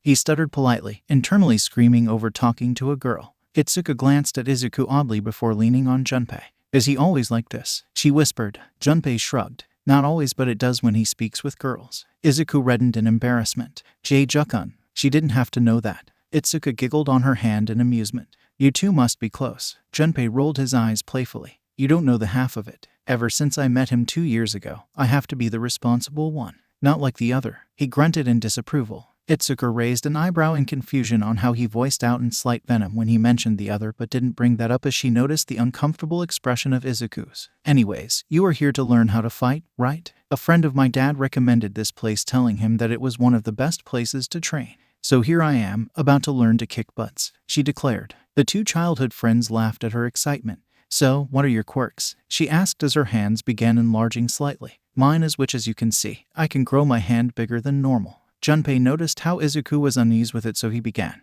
making his eyes lose the white sclere to black and his amethyst pupil shining like a beacon. Mine is capable of levitating anything. So cool, Itsuka said in awe before looking in expectation at Izuku. What about you? That did kill the moment as Izuku looked down dejectedly and Junpei sighed. About that. Hey, if it isn't the worthless Deku. The three kids turned to the source of the voice and their reactions were varied. Itsuka looked confused, but the way the kid talked about Izuku didn't put her well. Izuku didn't muster to talk but remained slightly firm. But Junpei, he literally snarled at the fatso of a bully that followed Katsuki all the time. There it was, Yujiko Zashi, the plump child with the quirk. Unfortunately, he had gotten fatter than before, which his wings barely managed to support him at all. Zashi, Junpei growled, frowning in irritation at one of many bullies. Deku, the worthless kid and the one who wanted to be a hero. How can you be a hero when you're quirkless? The fat kid mocked, his cheeks flapping on every move. That commentary made a few of the families whisper and look at Izuku, stepping away like if he was a disease. It sickened Junpei completely. Jinkei frowned in disapproval on how the kid acted. Nobody should act like that and pretend to be a hero. That is not something a hero would do. Zashi, that's not nice. His mother, slightly fatter than her son, spoke with little hint of chastise, which meant that even she was a quirkist bitch. But it's true. He defended himself, looking at his mother and pointing at Izuku. Oh, Zashi, Zashi, Zashi. The fat pterodactyl flinched when he noticed Junpei glaring at him with a mischievous smirk which all kids of his age were used to. I didn't take you for being an heroic too, you know. With that body of yours, you can barely lift yourself. What are you going to do if you become one? Press the villains with your fatness. He chuckled, Itsuka snickering behind and Izuku barely holding a snort. The other families and his father snickered under their breath with Jinkei holding his breath with his hand. Takahashi, Zashi hissed embarrassedly. I'm not fat. I'm big-boned. Keep saying that if you believe it. Junpei scoffed. Young man, it is not nice to speak like that to my dear Zashi. His mother scolded him, finally putting an expression on her face. It is also not nice talking to my friend like that. Junpei retorted. Alas, it is true. When we were kids, he barely flied on the air, and now that he looks fatter, even his quirk can't stand it. That earned another unhidden snicker around them. Why you? The lady snarled, raising a hand before another hand grabbed her wrist. She was about to snap out of the person who grabbed her hand before paling when she realized that the person who grabbed her wrist was the owner of the place, Kongosuke Arata. What is the meaning of this, ma'am? Were you about to strike a child? He asked, not demanded, glaring at the cowering woman. He even emitted killing intent that a few families reacted. Izuku and Itsuka reacted accordingly, getting behind Junpei, who slightly shivered and cowered behind. I, she stammered fearfully, getting all the kai on her. Zashi wasn't even feeling better as Junpei noted the small puddle forming between his legs. I can see now that he is not a material in this dojo. He continued, releasing her wrist and turning around. You and your son are not welcome here. You can leave to the front door. With that, he began walking inside. The woman barely managed to get her wits before yelling at the man. Why you dare? The nerve of you. How could you not teach my dear Zashi, you all? She stopped on her mid-rant when Arata halted and glared over his shoulder, focusing his kai on her, which frightened even more. Zashi's mother trembled even more when Arata put himself in front of her. I won't tolerate this kind of attitude for those that joins this dojo. I won't teach brats that lack sense of honor and morale. So if you won't kindly leave this place, I'll make you, he growled menacingly. Fine, she yelped, managing to gather the little wits she had and grabbed Zashi's hand. We're leaving. We can always find a better place rather than here, taking classes with those kids. She glared over the kids that mocked her dear Zashi. Fuck you too, lady, Junpei thought with a deadpan expression. Izuku gave her a blank stare while Itsuka stuck her tongue out and pulled down her eyelids at the old hag. Junpei then noticed a few families left with her, but most remained in the dojo. I guess there are other families that knows what he was talking about or something. Arata huffed before inspecting the remaining families. All right, with that done, for those who wants to join, come inside and I'll get your registration. The families followed Arata inside. Itsuka remained with Junpei and Izuku while Itsuka's father talked to Genkei. It's nice of my daughter to befriend here, Itsuka's father said to Genkei. The man was fair-skinned and had long orange hair, teal-colored eyes, and a matching stubble. I'm Kendo Itsuki. Nice to meet you. Genkei raised an eyebrow, processing the name. Itsuki, and your daughter's name is? I know, you named your kid after yourself and changed one letter of her name. My wife left me in charge of her name and well, I had a hard time with it. The man named Itsuki chuckled in embarrassment. Genkei chuckled in amusement. Yeah, I get you. I left the names of my first son and daughter to my wife. I came up with my second son who's talking with you, daughter. The name's Takahashi Genkei. It's nice to meet you. Likewise, Itsuki frowned in realization. Aren't you? Yes, I'm a hero, he admitted with a nod. I'm currently on my day off and I decided to take my kid and his friend here. The master over there is an old acquaintance during my youth. Ah, I see. Itsuki nodded in understatement. What brings you here with your daughter? Jinkei asked, eyeing at the kids chatting amicably. Apart from training, I mean. Hee. Well, my daughter dreamed to become a hero and she decided to train to become one. He chuckled humorously. I knew someone who used to come here and told me about it. I was interested in it, to which I decided to have her train here. What about you? Well, my kid got his quirk weeks ago and he was fine with it at first, but then he frowned sadly, watching Izuku laughing with his childhood friend and new one. His friend wasn't so lucky. Itsuki nodded solemnly. As I heard before, he was born quirkless. I can understand the grievance of it. I had friends too, that it would seem. Jinkei sighed, rubbing his head. But one day, my wife explained that Junpei. He cracked a small smile, recalling what they talked about. Junpei was fine with him being a quirkless and he decided to help him to become heroes, It reminds me much of his mother. As the fathers talked to each other, the kids remained chatting. That was something you don't see every day. Itsuka commented, slightly awed at how Arata put the woman down. I wonder if that is his quirk. If not, I want to learn that. I have to agree on that. Junpei nodded. I don't know. It seems kind of excessive. Izuku hedged unsurely. Well, you are a cinnamon roll, as many people would say now or in the future, especially from my previous world. But I wonder how he would act if he had that kind of kai. Junpei mused before speaking. Still though, I want to do it and see how I can paralyze villains with it. It would be impressive. Izuku and Itsuka thought about it and laughed at the imagination. Junpei. The three stopped and turned around to see Jinkei walking toward his son and crouched down.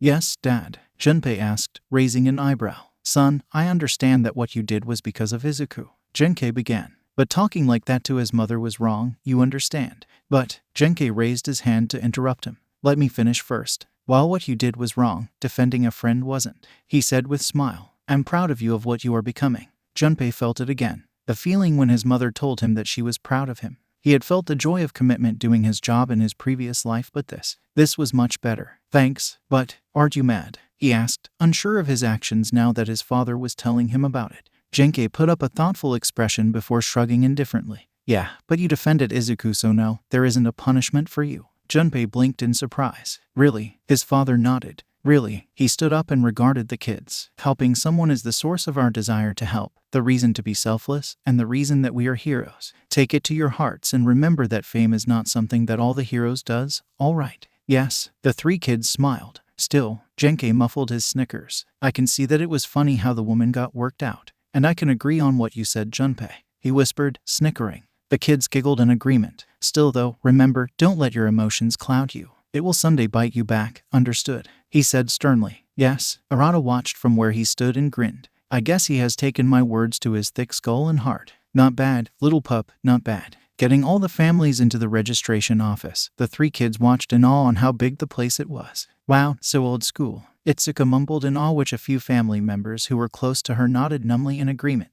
Jinkei watched in nostalgia. His time here had recalled some memories, and even some phantom pains in his body, especially his head, but nevertheless, it was good to see the old place intact. There were some seniors training or sparring, and few of them stopped to see the new kids that were about to join. So as I mentioned before, Arata began. My name's Kongosuke Arata and I'm the Grandmaster of this dojo. You may address me as Grandmaster, Master or Old Man. I don't care much about formalities. I used to be a hero in my early days as an active hero, but I decided to retire and open this dojo, which was my old office, and train those that wants to learn self-defense. But that doesn't mean that I'll hold your hands and compliment you easily. He said sternly. This will become a difficult path that most of you might surrender, cry to your parents, or vomit your guts. Listen to me well, you all, because once you had reached out the proficiency in my arts, you will become a different man or woman, and you'll shine like diamonds into the society. He declared in a motivational tone. A few children cowered at the first part of his speech, but hearing it more, it brought them some kind of determination instead of fear. Arata watched the kids change and grinned that he will be responsible of nurturing them into fine men and women.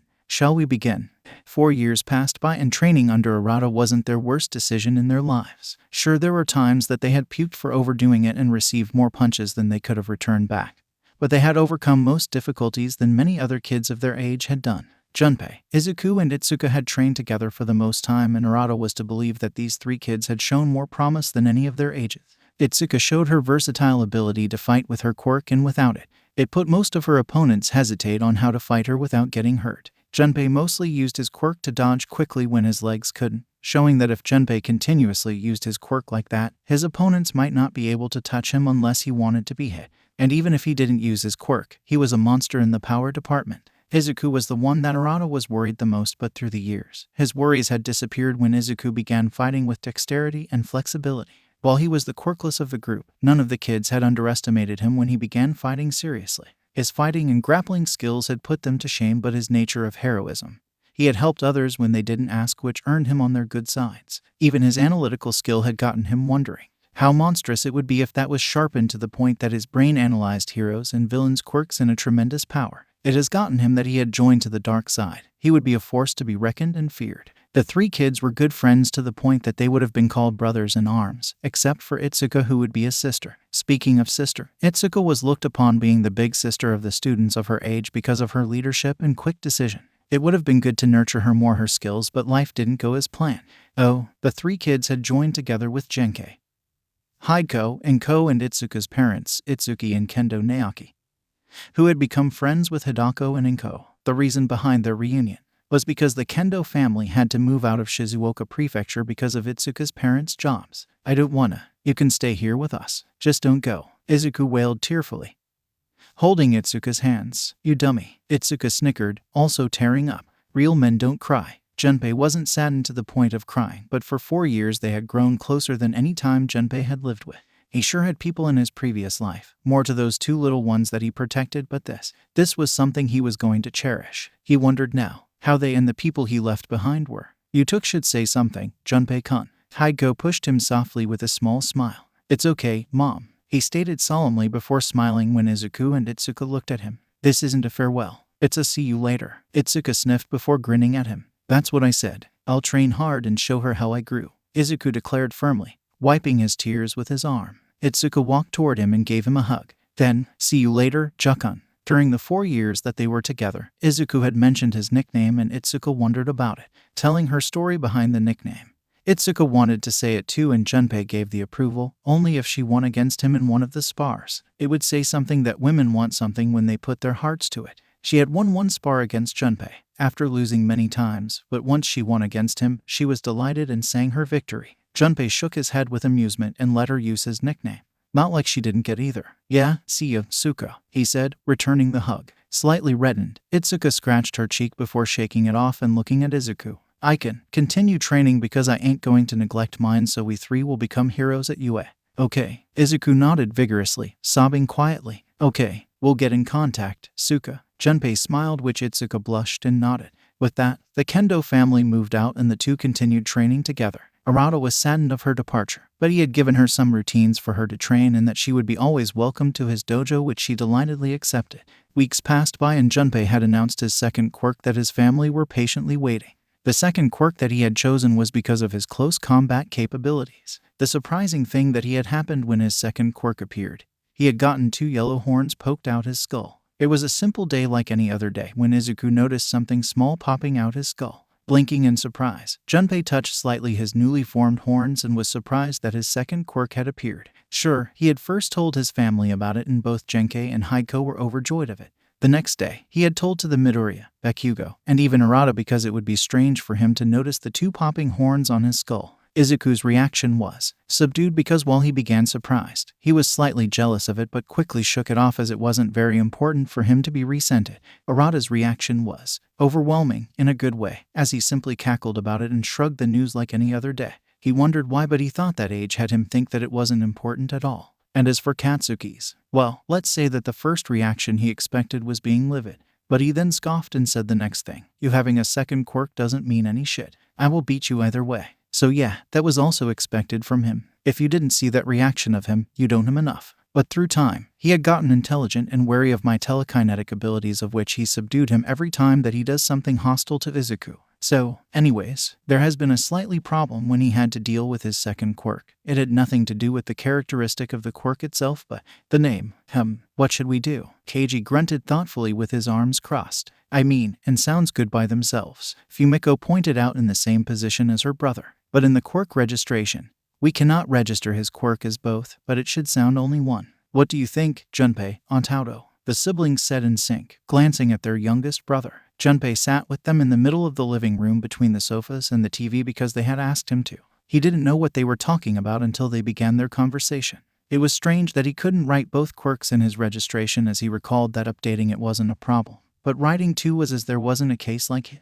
So, as the youngest of all, he had one answer. How should I know? He enjoyed the way they face vaulted comically because of his answer. That doesn't help at all. They raged in unison. Ma, don't be so hard on him. Genkei chuckled in amusement, walking toward them and sitting on the sofa. It hasn't been ever a time that someone was born with two quirks. It might be hard, but we should be able to come up with something. Hiko giggled in agreement as she handed Fumiko a plate of fruits and sat with her husband.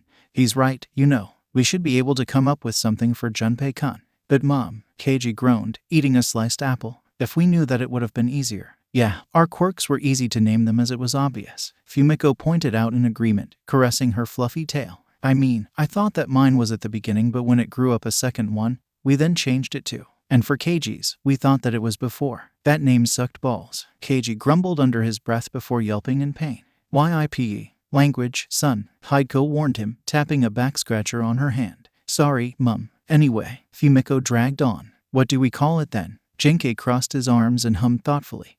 Well, we should probably call it. He stared with a raised eyebrow at his family when they gave him an incredulous look. What? You know that naming their quirks are strange. Look at Endeavor. He named his quirk because he controls his high-degree flames. And nobody has a problem with it. Although, he didn't have problem because of his status. Hiko deadpanned with a sweat drop. All right, we conclude that Junpei's quirk's name will be until said otherwise. Agreed. Yeah. Divided by sure, why not? Divided by yes. So, with that, they had declared Junpei's quirk as. It was mostly because of his gray horn popping on his skull, and if his hair were much darker and maybe blacker, he would have looked more apart. Ironic of the name of quirk was that the term devil used to be his previous nickname before he took charge of the two misses. Another day passed by, but one day took them up to surprise. Genkei and Hiko stood together while their children sat comfortably in front of them waiting for something.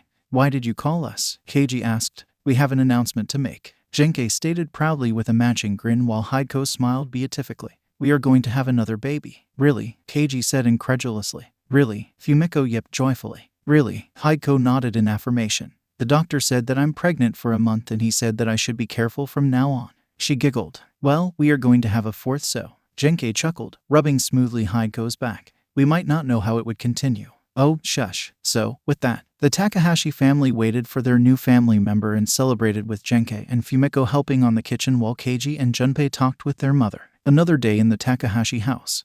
9 months passed by and Hiko's belly had grown to the size of a watermelon. While Genkei worked hard on his heroic job, Keiji prepared for his entrance exam of UA. Fumiko continued studying as well as helping her mother with the chores, and Junpei helped in any way he could assist. The Midoriyas and Bakugos were as well pleased and congratulated her for her pregnancy. Izuku was excited to have a pseudo-little brother or sister in all but blood, and Katsuki was neutral on this matter, although, if Junpei knew exactly of what he was going to do, he would probably play with him or her and maybe telling him or her his awesomeness. One day, Hiko groaned in pain as her water broke, which panicked all the family. Junpei immediately took all his family to the hospital and rushed Hiko for the doctor. They waited in the waiting room while Hiko remained inside with Genkei for support. Hours of waiting. The cries of a baby brought us to attention. It's a girl, the doctor declared. Takahashi Himari, their newly family member. Welcome to the world, little sis. But as everyone was delighted for the birth, the house wouldn't be able to hold all family members as Junpei was sharing his room with Keiji and there wasn't any more room for the baby. Izuku bawled his eyes out when he heard that Junpei was going to move out, but quickly reassurance that they were going to move out in the same prefecture.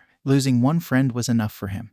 No need to lose another one when he was the closest one. And so, they moved out to a bigger house with enough rooms for everyone, 3 bathrooms, a large living room, and even a huge garden at the back of the house. Genkei looked around next to the cellar. Not bad. We'll take it. And so, they moved out of their new home with Junpei being the transported with his skill of teleportation. It was a good training for him to see how much weight and time he could take. While it was big, it wasn't like the house he used to live in his previous life or in comparison of Momo or Shoto's homes. But, like he mentioned while watching his mother cooing their giggling youngest, welcome to your new home, Himari-chan. Eccentric inventor. The Takahashi family started to get used to the new home. It was cozy, comfortable, and they loved the garden, mostly Genkei, Keiji, and Fumiko, who they laid on the grass and let their skins feel the warm breeze and sun on them.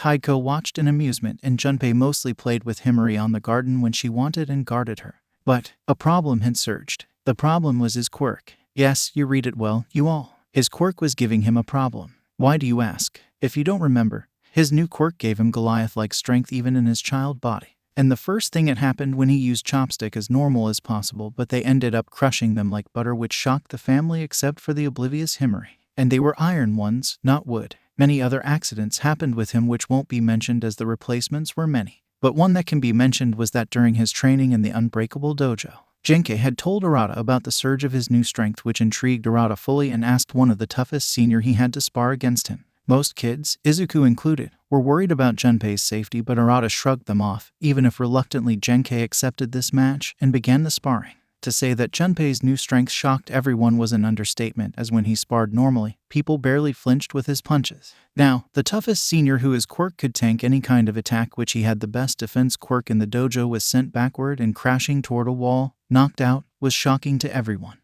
Well now, Arata mused with a hint of something in his voice and eyes. He didn't know. Let's try another test that doesn't involve anyone and see how we can work with it. Junpei followed to the T his new regimen of training, as he knew exactly how his strength, that he could control between non-lethal and lethal whenever he tried, to full lethal, and see how can lessen his strength. He was once asked by Arata to punch the tower of bricks and see how much he could do. This test was mostly to those that had experienced punching things and that their hands hardened to the point that most objects wouldn't damage their hands. So, he did as he was told and punched the tower of bricks. There were 10 thick bricks as tower, and he positioned behind the tower while a group of spectators watched the scene in wonder. While thick enough to hurt a hand of a child, Junpei's hand wasn't hurt with it, as it looked pristine, a few brick dust on it but nothing else. As for the bricks themselves, well, they now had a hole in the center carving cleanly while maintaining their tower form. It shocked most of the kids while impressing a few seniors and Arata. It has been 2 months since he started training, and he had gotten better on holding back instead of almost killing his opponent.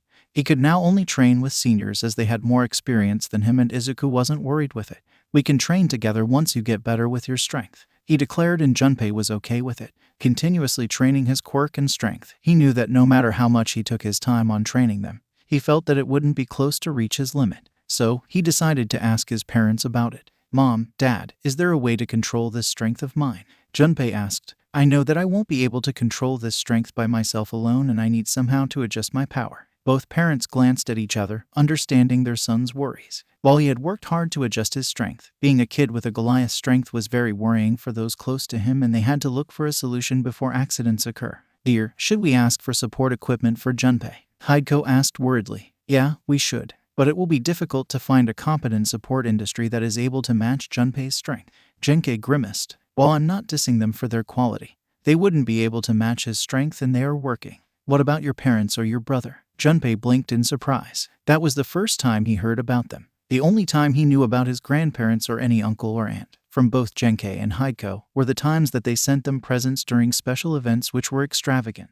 What kind of family did he born into? No, they are busy with their work, and from what last I heard them, they were in a business arrangement with another company. As for him, he won't be able until his business trip in France ends. Hideko sighed. I don't think they'll be able to build a support equipment for him even if they wished. Genkei groaned, massaging the bridge of his nose. Great. Who would be crazy enough to build something like? He paused as his eyes widened in realization. Unless, noticing his realization, Hideko also thought of the same person they thought about and grimaced. Oh great, are you telling me that we have to take Junpei to her? I don't mean that she didn't that bad, but I know what you mean. Genkei groaned, slightly shivering. Even with many years, I can't still shake off the feeling of being her guinea pig. Ew, should I be concerned about that? Junpei thought, slightly worried of who they'll take him to. Still though, I wonder who that person is if father is scared of her. The next day, Genkei took Junpei to the person they talked about yesterday. So Dad, Junpei started, unsure on how he could speak about. Who is this person you're going to take me? Genkei rubbed the back of his neck. Well, you know that your mother and I assisted UA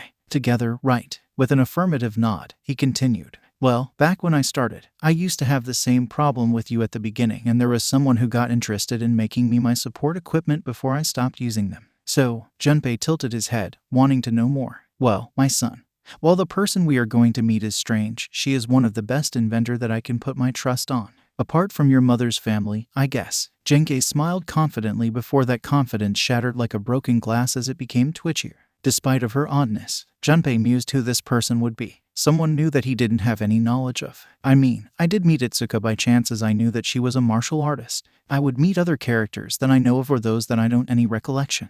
What can you also tell me about her? He asked curiously. Genkei rubbed his chin thoughtfully. Well, I did meet her in the strangest way when I began UA. She wasn't the most sociable person I had encountered, but she was good on what she did. She loved creating new things and promoting her inventions. She was eager to show her inventions with expectation, and when her inventions failed, she wasn't boomed down, but instead, she put effort on her next projects and surprised everyone in UA with her inventions. He smiled in a nostalgic way. She reminds me of someone. Junpei thought of a certain pink-haired inventor. The nostalgia ended when Genkei shivered in terror and Junpei blinked in confusion. The worst of all, while I am resilient with many things because of my quirk, she continuously asked me to become her guinea pig for her inventions, and she was famous for making her projects blow up or injuring her test subjects. Now, I don't really feel like meeting her. Junpei deadpanned. Here we are. Junpei looked up to the store that looked like a house was attached over it. There was a sign that the store was named Creating for the Crazies with the C word emphasizing grandly and the other words smaller one over another in a steampunk style. Genkei walked to the store's double door and knocked. Hey, Natsumi, we are here. All right, I heard the first knock. Knock it off. A female voice complained as steps could be heard inside just as the sound of machinery. Once the door opened, Junpei noticed the woman at front. She was a beautiful woman standing at the door wearing black cotton tank top with blue working pants with a strap hanging on one shoulder. Her hair was practically dark pink dreadlocks, and over her head she was wearing black working goggles. And what most noticeable in her appearance were her yellow eyes, which were various circles around her pupils. Oh, and she had big breasts too. She had the height of 5'10". The only thing that it came up in Junpei's head was, wow, she just looks like her. Genkei laughed wholeheartedly. My bad. Thanks for making time to visit, he said thankfully. I brought my son to look up some ideas. The newly woman named Natsumi leaned down to see Junpei. He noticed that her pupils shifted to him and grinned. Well, if you look at that, it's like seeing you again when we attended at UA. Except for the horns. She spoke up bluntly. The name's Hatsum Natsumi. It's nice to meet you, future hero. Hatsum, Natsumi. Junpei widened his eyes in realization. Same hair, same attitude, same face and body. I'm meeting with that eccentric's mother. Junpei. He quickly shook off his surprise as Genkei looked at him oddly and bowed politely. It's nice to meet you, Hatsum-san. I'm Takahashi Junpei. And he really had a tone like that when we first met. Natsumi blurted out with a chuckle. Man, those were the times. If turning me into a test subject of your many inventions is to call it times. Genkei grumbled murderously. Oblivious or ignoring his grumbles, Natsumi continued. Still though, it is like seeing you like before. Take off his horns, lighten the blue of his hair, have instead of purple to blue eyes, and done. An exact replica of you. Well, he is my son, but there are also his mother's features. Genkei chuckled. Oh, how's Haiko? She is fine after the pregnancy. He told her. Was she pregnant? I didn't know about it, she said, slightly surprised. You were kind of busy at the time and you tend to ignore your messages of your friends, he pointed out flatly. Natsumi blinked numbly for a moment before putting a teehee expression. Whoops, my bad. I had another idea for a project and I couldn't stop until I finished them. She chuckled humorously. Rolling his eyes, Genkei continued. Anyways, about my son. Oh, yes, your son. All right, let's get inside and see what I can do. She moved aside for them to pass. Shall we? Entering the strange store, Junpei noticed the interior of the place. While the place didn't look so big, the space was spacious enough to play basketball. Had it not be for the mass scattered inventions, both on the walls and ground, there were many piles of machinery and gadgets on the ground, a mass that started to form a pyramid. Geez, at least work on cleaning this place, Natsumi. Genkei grimaced at the sight of garbage. Don't worry, I'll have it cleaned out one day. Natsumi shrugged carelessly. I don't think she'll ever work out on cleaning. Both father and son deadpanned in sync. They walked around more until they found a large desk with a lamp hanging over it and many blueprints scattered on it. There was also a nameplate with Natsumi's name and a steampunk version with gears and So, little hero, what is it that Aunt Natsumi can help you? She asked as she spun on her steampunk Y chair and grinned in challenge. Since when were you considered his aunt? Genkei asked with a raised eyebrow in amusement. Since when you presented your son to me, she declared dramatically with a hand on her chest. I know I'm not the best person to be considered like that, but I wish to have a nephew of my own. All right, enough of this dramatization. Genkei rolled his eyes. So, what do you need for him to do? Natsumi grinned, accepting the challenge, before walking toward the back door. You see, while I can do anything I want, I need a demonstration of his quirk before knowing what equipment to build. To do so, I need to. She was interrupted when a pile of gadgets fell down and Genkei stared at her unamused of her fallen piles. You need to work on that. Natsumi sighed tiredly before staring at the fallen piles. May, I know you're there. Junpei didn't seem to understand how the pile flinched, but his thoughts were cut when the pile scattered and a petite girl emerged from it. The girl who rose up had a reasonably short girl. She has salmon pink hair which was shoulder length and was styled into thick dreadlocks, thicker than her mother's. Her eyes were wide and sloped upwards with long upper eyelashes and yellow irises which made it look like scope lenses. She was wearing a plain black tank top with workshop coveralls tied casually around her waist with red and gold goggles, and her height was barely 14. Junpei was 5'0", for which he could see well her scoped eyes. He noticed that her goggles weren't those that he remembered. Maybe those were her first goggles before upgrading them. He mused, thinking on how steampunk they were. But Mom, her whines brought his attention as May walked up to her mother. You promised me that I would help you if I finished my homework. You finished even the thing I asked for? She inquired, raising an eyebrow. Of course, she beamed joyfully. The woman nodded in acceptance before smiling at her daughter. That's great of you, May. You're gonna be awesome once you grow up. May giggled excitedly before noticing Junpei blankly. Who's he? She asked her mother. Natsumi was going to introduce him before she paused, and it seemed that something had struck her mind. With a sly grin, which Genkei recognized and dreaded for her idea, she pushed her daughter forward to him. Why don't introduce yourself, May? She said as May now stood in front of him, and she blinked in surprise. Junpei noted how May was checking on him like a rare animal before beaming with a smile. Hi, I'm Hatsune May. It is nice meeting you, future hero. He blinked at her introduction, but nevertheless, he gave her a smile. Takahashi Junpei, same. I'll be in your care, Hatsune-san. She seemed to pause momentarily before getting into his personal space. That will not do. Just call me May. I know that you and I will be capable of changing the world by showing my babies. And her way of naming her inventions was brought out. Good for her. He thought, slightly disturbed on how a kid of 8 years old brought the word baby from her mouth without sounding normal. Why yeah, but I'm going to take on heroics like everyone on my family, Junpei said, which were the worst thing, as May immediately put her face much closer to him and with a mad and challenging grin, accepted the fact. That is even better, as I need someone who can test my babies, she stated excitedly, her eyes literally sparkling, which started to scare Junpei. This was the work of destiny meeting you and me. We'll make many babies which you'll test them for me and I'll be able to upgrade them. There was a pregnant pause except for the giggling Natsumi and the excited May. The silence was broke out when Junpei spoke out. Dad, yes, son. Is it normal to be scared of women but more? Yes, Junpei. Yes, it is. Oh good, then I'm not the only one. You have my sympathies. I'll take it. Oh, come on, Genkei. Don't be a drama queen, Natsumi chided, putting an arm over his shoulder. Those were good times. You and me testing my own babies and upgrading to the point that I could promote them. Yeah, good times, Genkei grumbled sarcastically. So with the banter done, they moved to another room, which in the center, there was a harmless dummy, except that it had experienced many hardships as dummy. Hey, if it isn't training dummy I used back when you had me test some gadgets. Genkei whistled. I thought it was destroyed the last time I used, and it was 25 years ago. Natsumi shrugged. Hey, it is sturdy enough that it lasted this long, and the many times I had to upgrade it to the point that it would take all might strength to destroy it. This training dummy can hold his strength. Junpei stared at the training dummy in appreciation. I hope that it can hold mine. Why don't you try it, Junpei? Genkei offered, noticing the excitement of his son. He nodded in agreement as he walked toward the training dummy. All right. As he walked toward it, Natsumi had to ask, so, what is your son's quirk, by the way? It was a surprise at first about it, but we named it, Genkei said, which earned a flat look of Natsumi. Really? I remember the first time you said your hero name before changing it.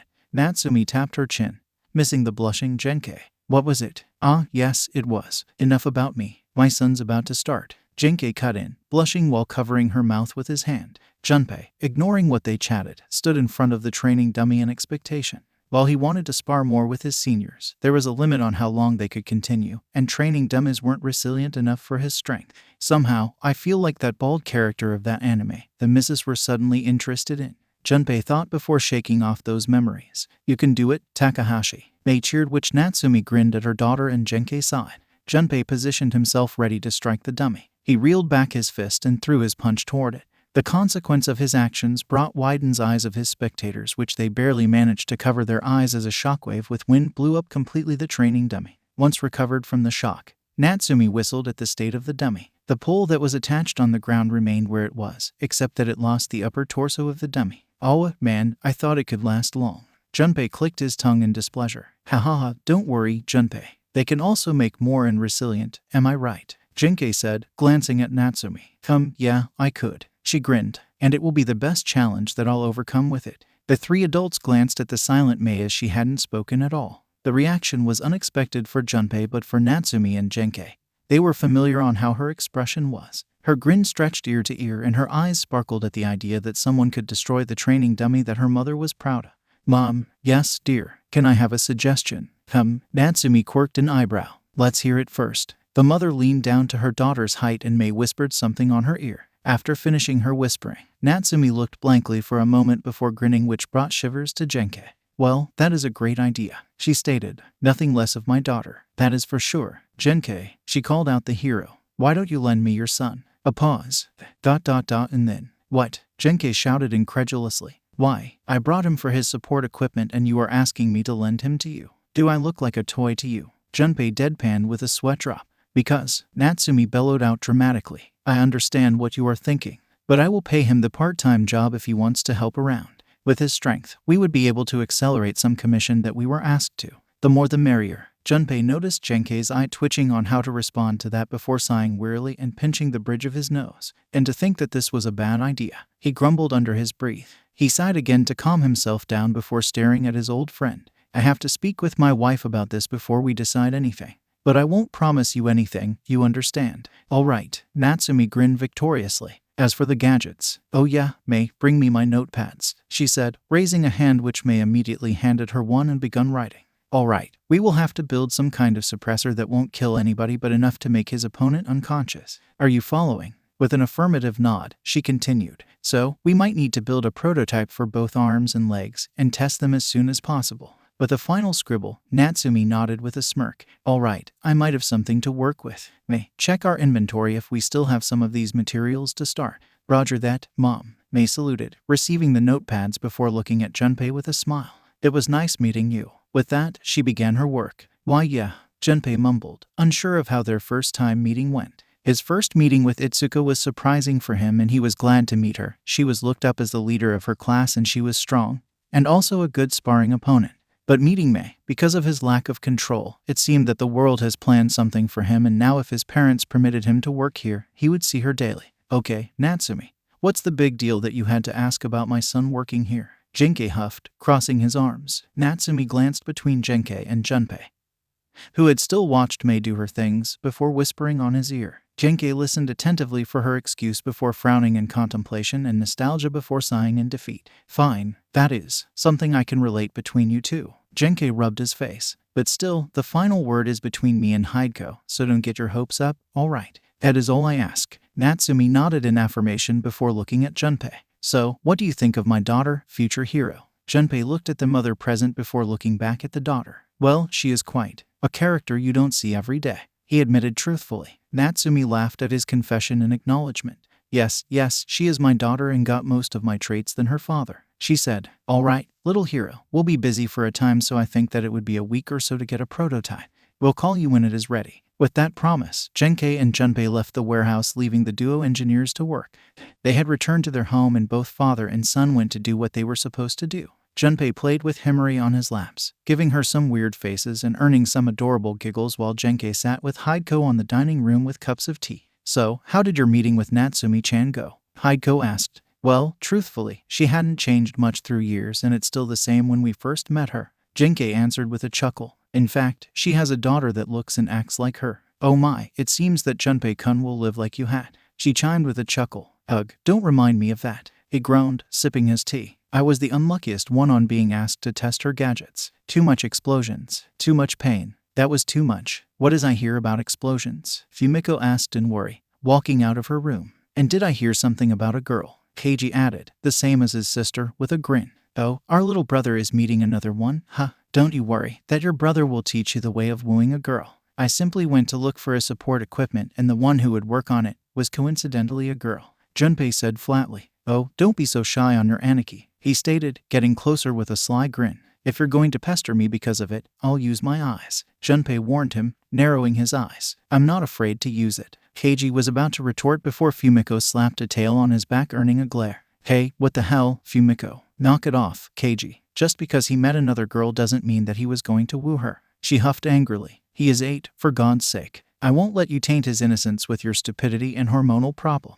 I'm older by a large margin than them, but they don't have to know. Junpei deadpanned, holding Himari between his legs. Oh please, Junpei knows what he does, Keiji declared. I remember that he brought a girl to our previous house with Izuku. The girl named Itsuka, whatever. The thing is, he is working on his range of women. Don't put on the same category as you damn hormonal idiot. Fumiko scowled angrily. Or I'll make your dreams a nightmare if you keep doing it. Try me. I'll have my revenge if you do that, he retorted, butting heads with Fumiko. And I'll have you know that in the future, he'll be popular with girls just I am. Why you? Children, please. Heiko warned them with a morbid smile which made them flinch in terror. We're sorry. They apologized, prostrating to her. What dumbasses of siblings. Junpei sighed as he laid Himari on the floor with her toys before walking toward his room. But mentioning about Itsuka, it had made him think about her. It has been 11 months since she moved out and had their tearful farewells with Izuku. They did chat before, but he had been busy with the moving and it had been 2 months since then. Maybe he should contact her and see how she is. Taking out his phone, he dialed her number that Genkai passed him through Itsuki. Hey, Suka, it's been a while. Yeah, it has been, Jukun.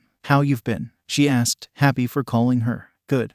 Just getting used to the new house and having a young sister. He told her. Itsuka didn't know about Himari at all. Really? And Heiko was pregnant. Tell her my congratulations, she said joyfully. Sure, I might also send you some pictures of my little sis. Her name's Himari, if you're wondering. He chuckled, sitting on his bed. So, moving out to another house. Itsuka drawled out. Did Zuku cry when you were about to leave? She asked in a teasing tone, half groaning in distress.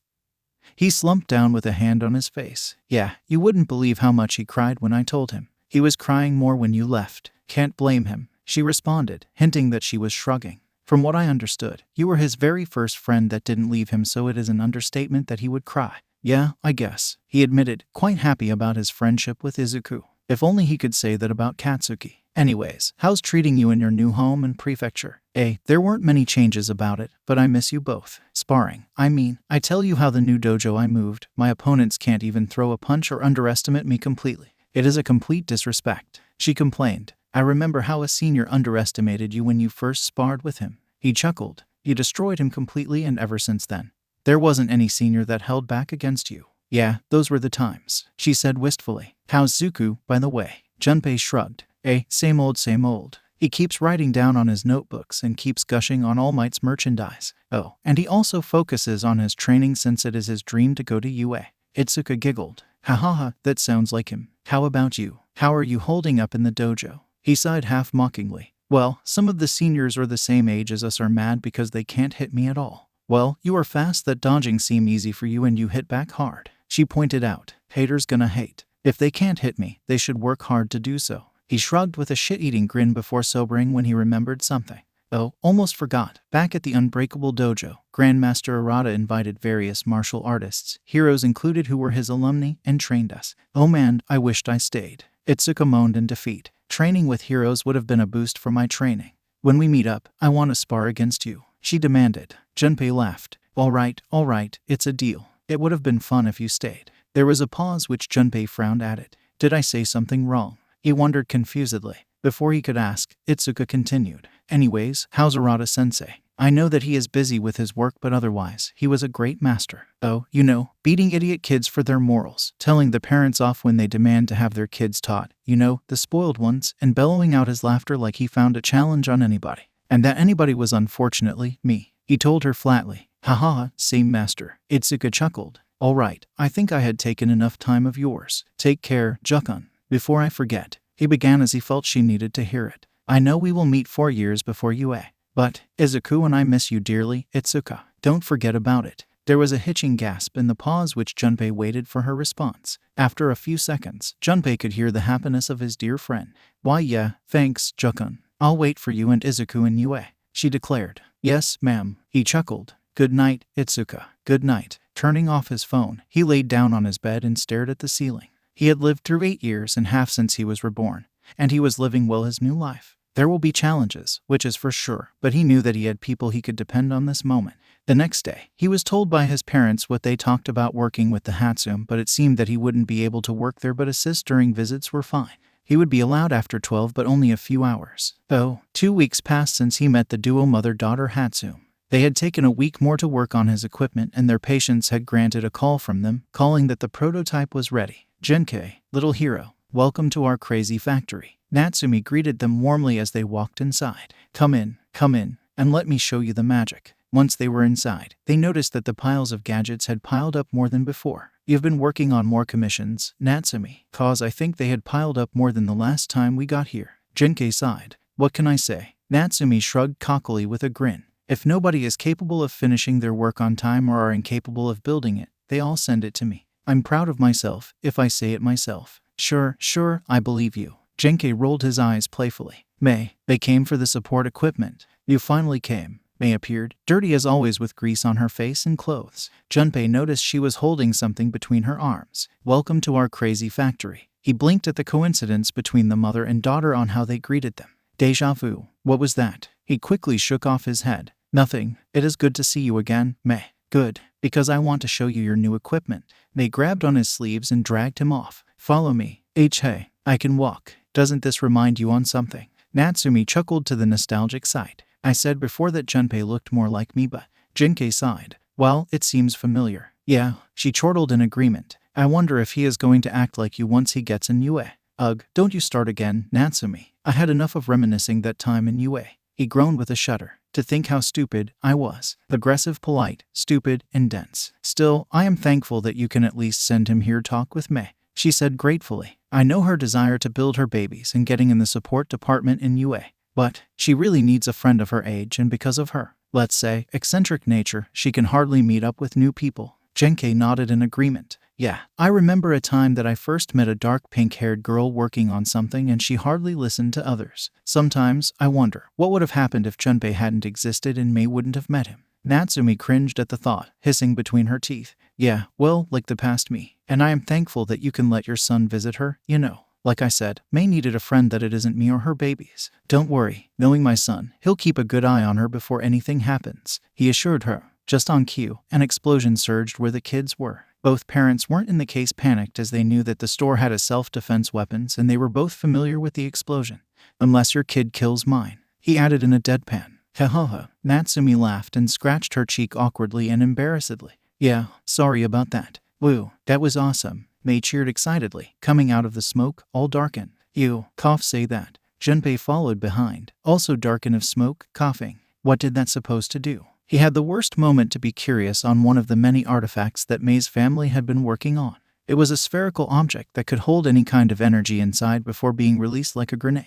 May had explained eagerly about it while pointing at the freaking red button on the side, which while explaining, she pressed the button, releasing the energy inside and exploding into their faces. Fortunately, the energy inside was outdated, which lost most of the punch of it, so they were mildly hurt and their ears ringing. "Like I said, hold energy and release it. It isn't that hard to understand." She shrugged indifferently. "Right." He coughed the last dirty air he choked on and cleaned his throat. "Anyways, about my equipment." Right, she exclaimed hurriedly as she laid down what she held before on the table. "This is the baby that I and my mother worked on.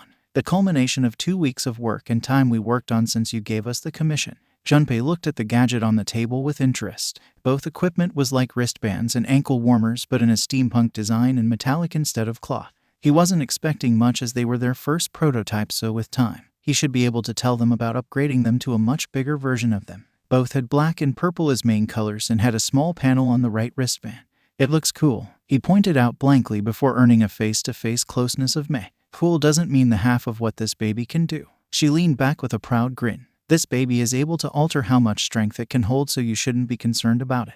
"That's amazing, May." He complimented her as he knew how much effort she puts on her babies. "Aw, shucks, you're making me blush." She chuckled embarrassedly, a part which he hadn't seen her act like this as she was. "Let's be gentle and say she is a hardworking girl." "So, how does it work?" Junpei eyed at the metallic wristbands. "From what I can see, there isn't a button or anything that helps me with adjusting." "Oh, that's easy. First off, put them on," she ordered. Feigning worry, he eyed warily at the gadgets. "Are you sure? Aren't they going to explode if that happens?" She puffed her cheeks, offended. "Of course not," she mumbled embarrassedly while not looking at him. "Sometimes, I'm just pulling your leg, May." Junpei chuckled. "Failure is the mother of success, so I won't be mad at you." "Really?" she asked eagerly, getting into his personal space again. "I knew I liked something about you." Natsumi snorted at the sight. "I think there is something more than that," she whispered to Genkei, who rolled his eyes with a groan. "As for how it works," May continued, ignorant of what their parents were whispering about, We had yet programmed something, so we gave you a panel that you could adjust on your own.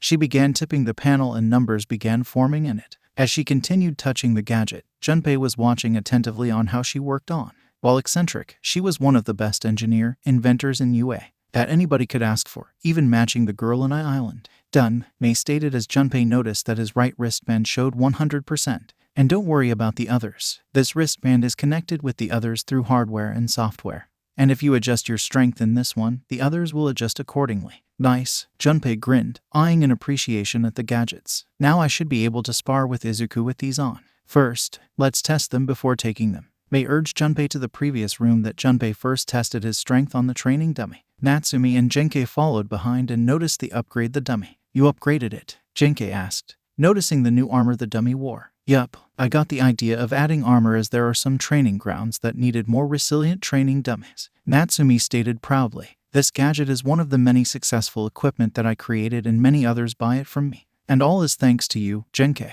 Genkai looked away embarrassedly, scratching his cheek. I didn't do anything. I just wanted something to punch after losing my first sports event.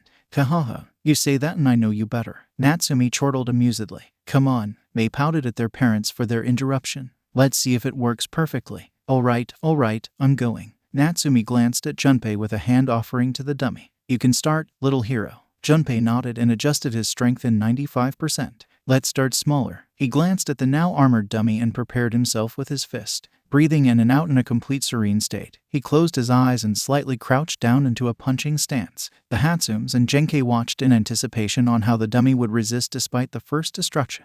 The silence was broken out when Junpei opened his eyes fiercely and thrust his fist forward in an efficient way in the solar plexus of the dummy. The dummy reeled back onto impact, but it brought the result they wanted to get. The dummy was intact and nothing out ordinary appeared on the dummy. Natsumi whistled. Well, it seems that the gadget works, she declared. Woohoo, my baby works, Mei cheered, jumping victoriously. How do you feel, Junpei? Genkai asked. Junpei glanced at his fist. While not badly hurt, he felt the familiar throbbing sensation of pain and grinned. Great, I haven't felt like this before my overpowering strength appeared. That's good to hear. Genkai nodded in acceptance. Junpei was glad that his strength was now controlled through a machine, but he couldn't be picky on that until he was able to control it on his own. Thank you, Mei, he said with a grin. It will be useful in my trainings. No problem, she answered in acceptance, slightly blushing. I'll continue making those baby better once they broke down or needs an upgrade.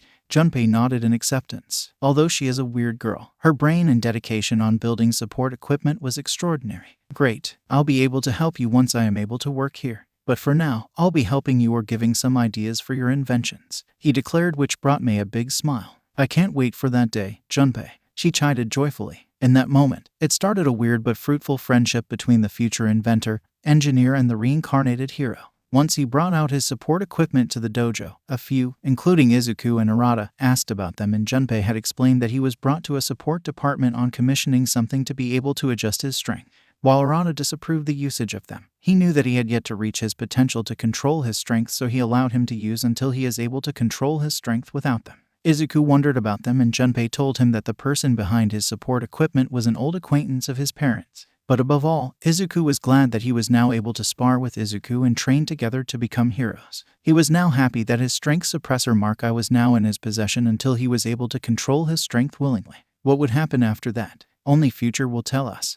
Well, even after 6 years, he had still been able to control his strength on his own. While his strength gradually grew up with his training, including his support equipment, he also got interested in machinery, as at the age of 11, he was given permission to work with the Hatsum at their store part-time before going to the dojo and train. Izuku had wondered where he left after school, and Junpei explained to him that he was going to his part-time job despite the age, but it worked out well, and that he would see him during training. There were times that the store didn't have much to do, so Natsumi told him that he could take the day off, but those days were rarely, as work was sometimes overwhelmed with various commissions. But those are stories that had yet to be told. Now, Junpei was now 14 years old, just like Izuku and Katsuki, and he was at the start of their stories before UA. His relationship with the people he had met was varied. With Izuku, he remained being his best friend apart from Katsuki, training and hanging out together for the most time of his life. With Itsuka, he and she kept contacting through calls and messages to talk about how they were. With Katsuki, ever since Katsuki had declared him his rival, there wasn't a time that Katsuki kept demanded for a match, which Junpei simply used his quirk to stop rampaging once he couldn't accept defeat. Although, Their relationship between Junpei, Izuku and Katsuki had something to do that they were childhood friends and their families gathered up together to lunch or travels. As for Mei, well, they were colleagues and in some kind of relationship of partners during her weird and crazy creations they made. Fortunately for him, she hadn't met yet with Izuku or Katsuki, but he had told her about them. And while it was amusing that she gave them nicknames such as Muscles and Bomberhead respectively, she wasn't interested unless either they met face to face or becoming her new guinea pigs. Oh, and his nickname was Horny or Bull because of his horns. While he didn't have problem with the latter, the other one would misunderstand many people and looked at him oddly. He had tried to correct her or prohibit her of saying that word, only for her to ignore it and continue with her day like nothing happened.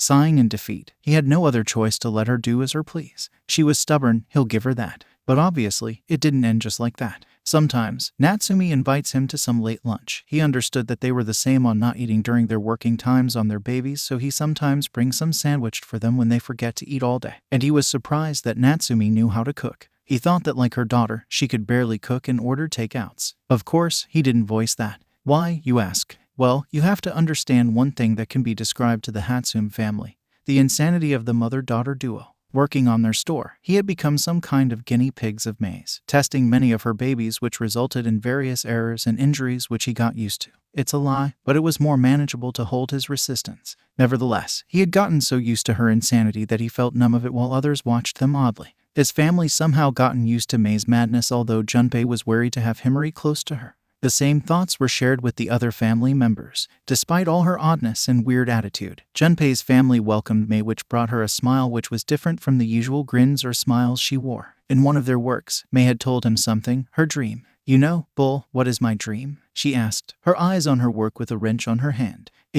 What is it, Mei-chan? He asked, lifting up his goggles on his forehead. It was the first time he had heard about it, as apart from supplying her babies to the heroes, and so he knew that it was mostly about her desire to be able to build her creations and hand it to the heroes. She continued tightening the screw with her wrench before leaving it aside and looking at him. My dream is to help not only heroes but others such as normal people, quirk or no quirk, in their daily lives and making it easier, she declared grandly. He gave her an accepting smile and nodded. That is great about your dream, Mei. I know for sure that you will be able to make your dream real, he replied truthfully. In truth, with the 6 years of friendship with her, he had seen an insight which the manga didn't talk about. Mei was a shy girl. She only talks passionately when it is about her babies and brainstorming ideas, but apart from that, she didn't know much about what to talk about if it is something else. He always thought of her that her way of speaking and the way she acted was much eccentric and reckless in a way that she wouldn't listen nobody if it isn't something she is interested in. She might look odd at the eyes of society and her group, but under her selfishness of inventing her baby, she was a determined and stubborn character like Izuku. Thanks, she said brightly, noticing the time. It was almost time for him to leave and get to the dojo. Well, it seems that I have to leave now. He saw the mildly dejected look but brightened up when he showed her a Tupperware with a specific item inside. Oh, don't be sad, Mei-chan. It doesn't suit you. I brought a handmade chocolate cake for you. Oh, gimme, gimme, gimme. She urged to hand her over her delicious snack. Once handed, she opened the cap and ate a mouthful of chocolate inside, melting her inside blissfully. Ew, it's delicious. Haha, I can see that, Junpei said with a chuckle, wiping his hands with a towel. Still though, I have to get back to training if I want to be ready for the entrance exam, you know. But don't worry, I'll ask my master if I can get a week off or something and help you. Really? She jumped over and gave him a grateful hug. Thank you, thank you, thank you. My babies will be grandiose with you helping me. She cackled eagerly. He patted her head with a smile, and with that, he exited the store toward his home, missing the slight blush it formed on Mei's face. Mei was glad that her mom was friend with Junpei's father, although at first, she was interested in him becoming her guinea pig to wear her babies, but by the time he was allowed to work with them, she had seen that the brainstorm ideas he shared with her was amazing and even capable to making better her babies, which it was a bonus for her.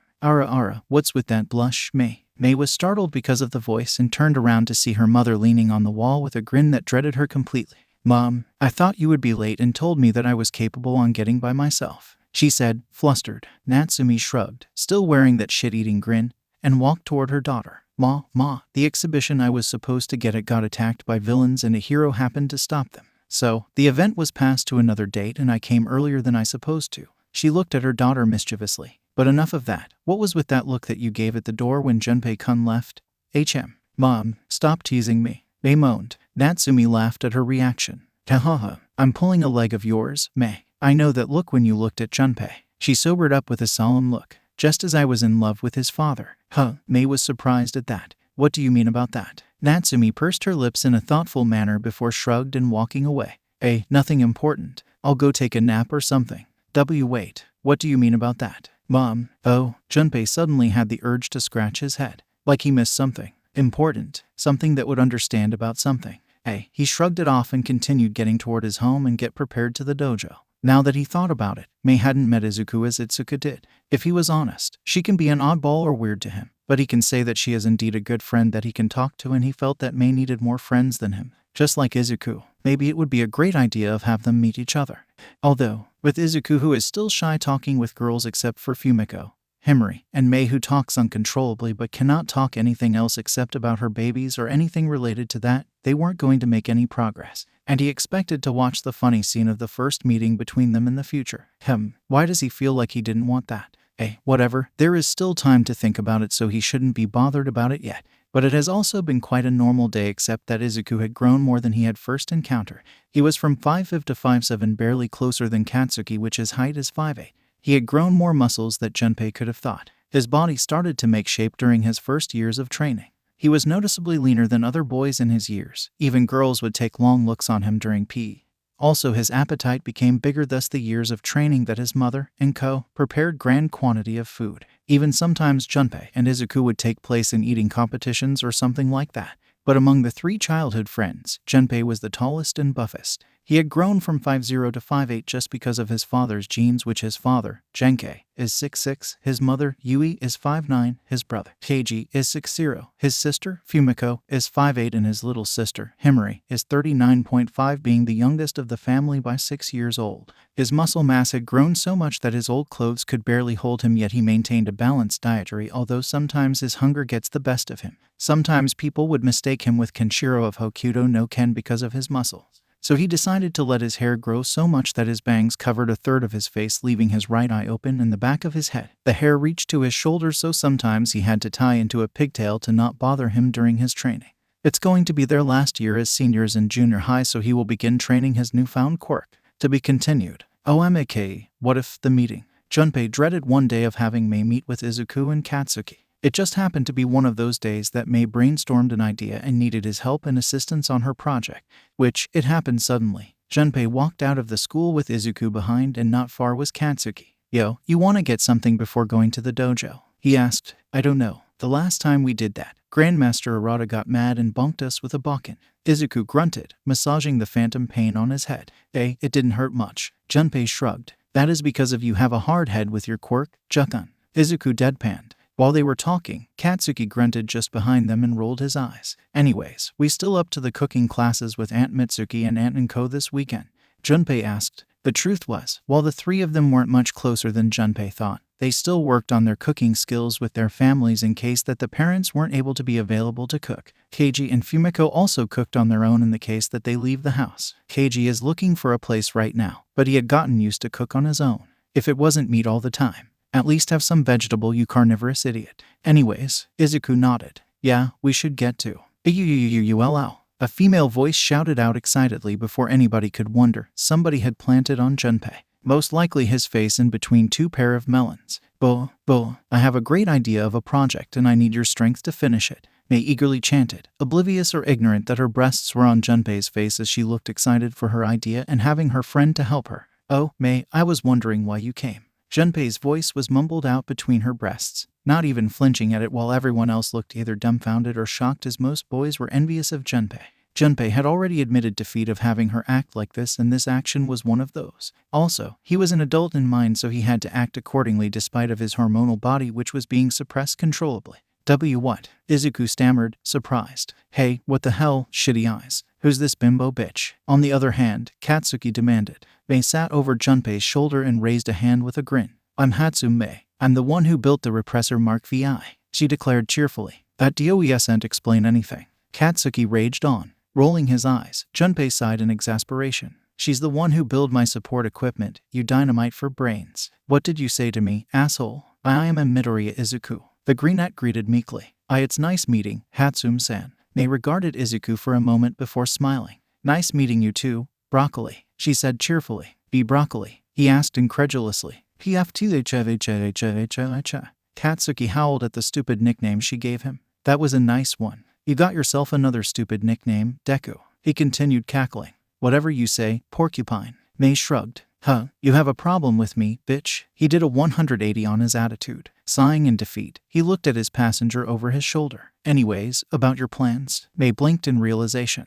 Oh right, thanks for reminding me. Let's go to the store and make babies. What? Divided by babies? Everyone around shouted in disbelief or incredulous or envious. Junpei felt like a migraine was going to form. Pinching the bridge of his nose, he regarded his two childhood friends with an exasperated look. I'll explain it later. So long. With that, they left hurriedly with Mei holding over his horns with a mad cackle. The two of the left childhood friends regarded their violet-haired friend with a dumbfounded expression before Izuku broke the silence with a sigh. I'm not going to question that, right? Nope. The two remaining childhood friends regarded the silence for a moment before they split up. I'm going home. Yeah, whatever. With those two away, they thought of the same thing about their violet-haired childhood friend. We really got an odd friend. Clash of Titans.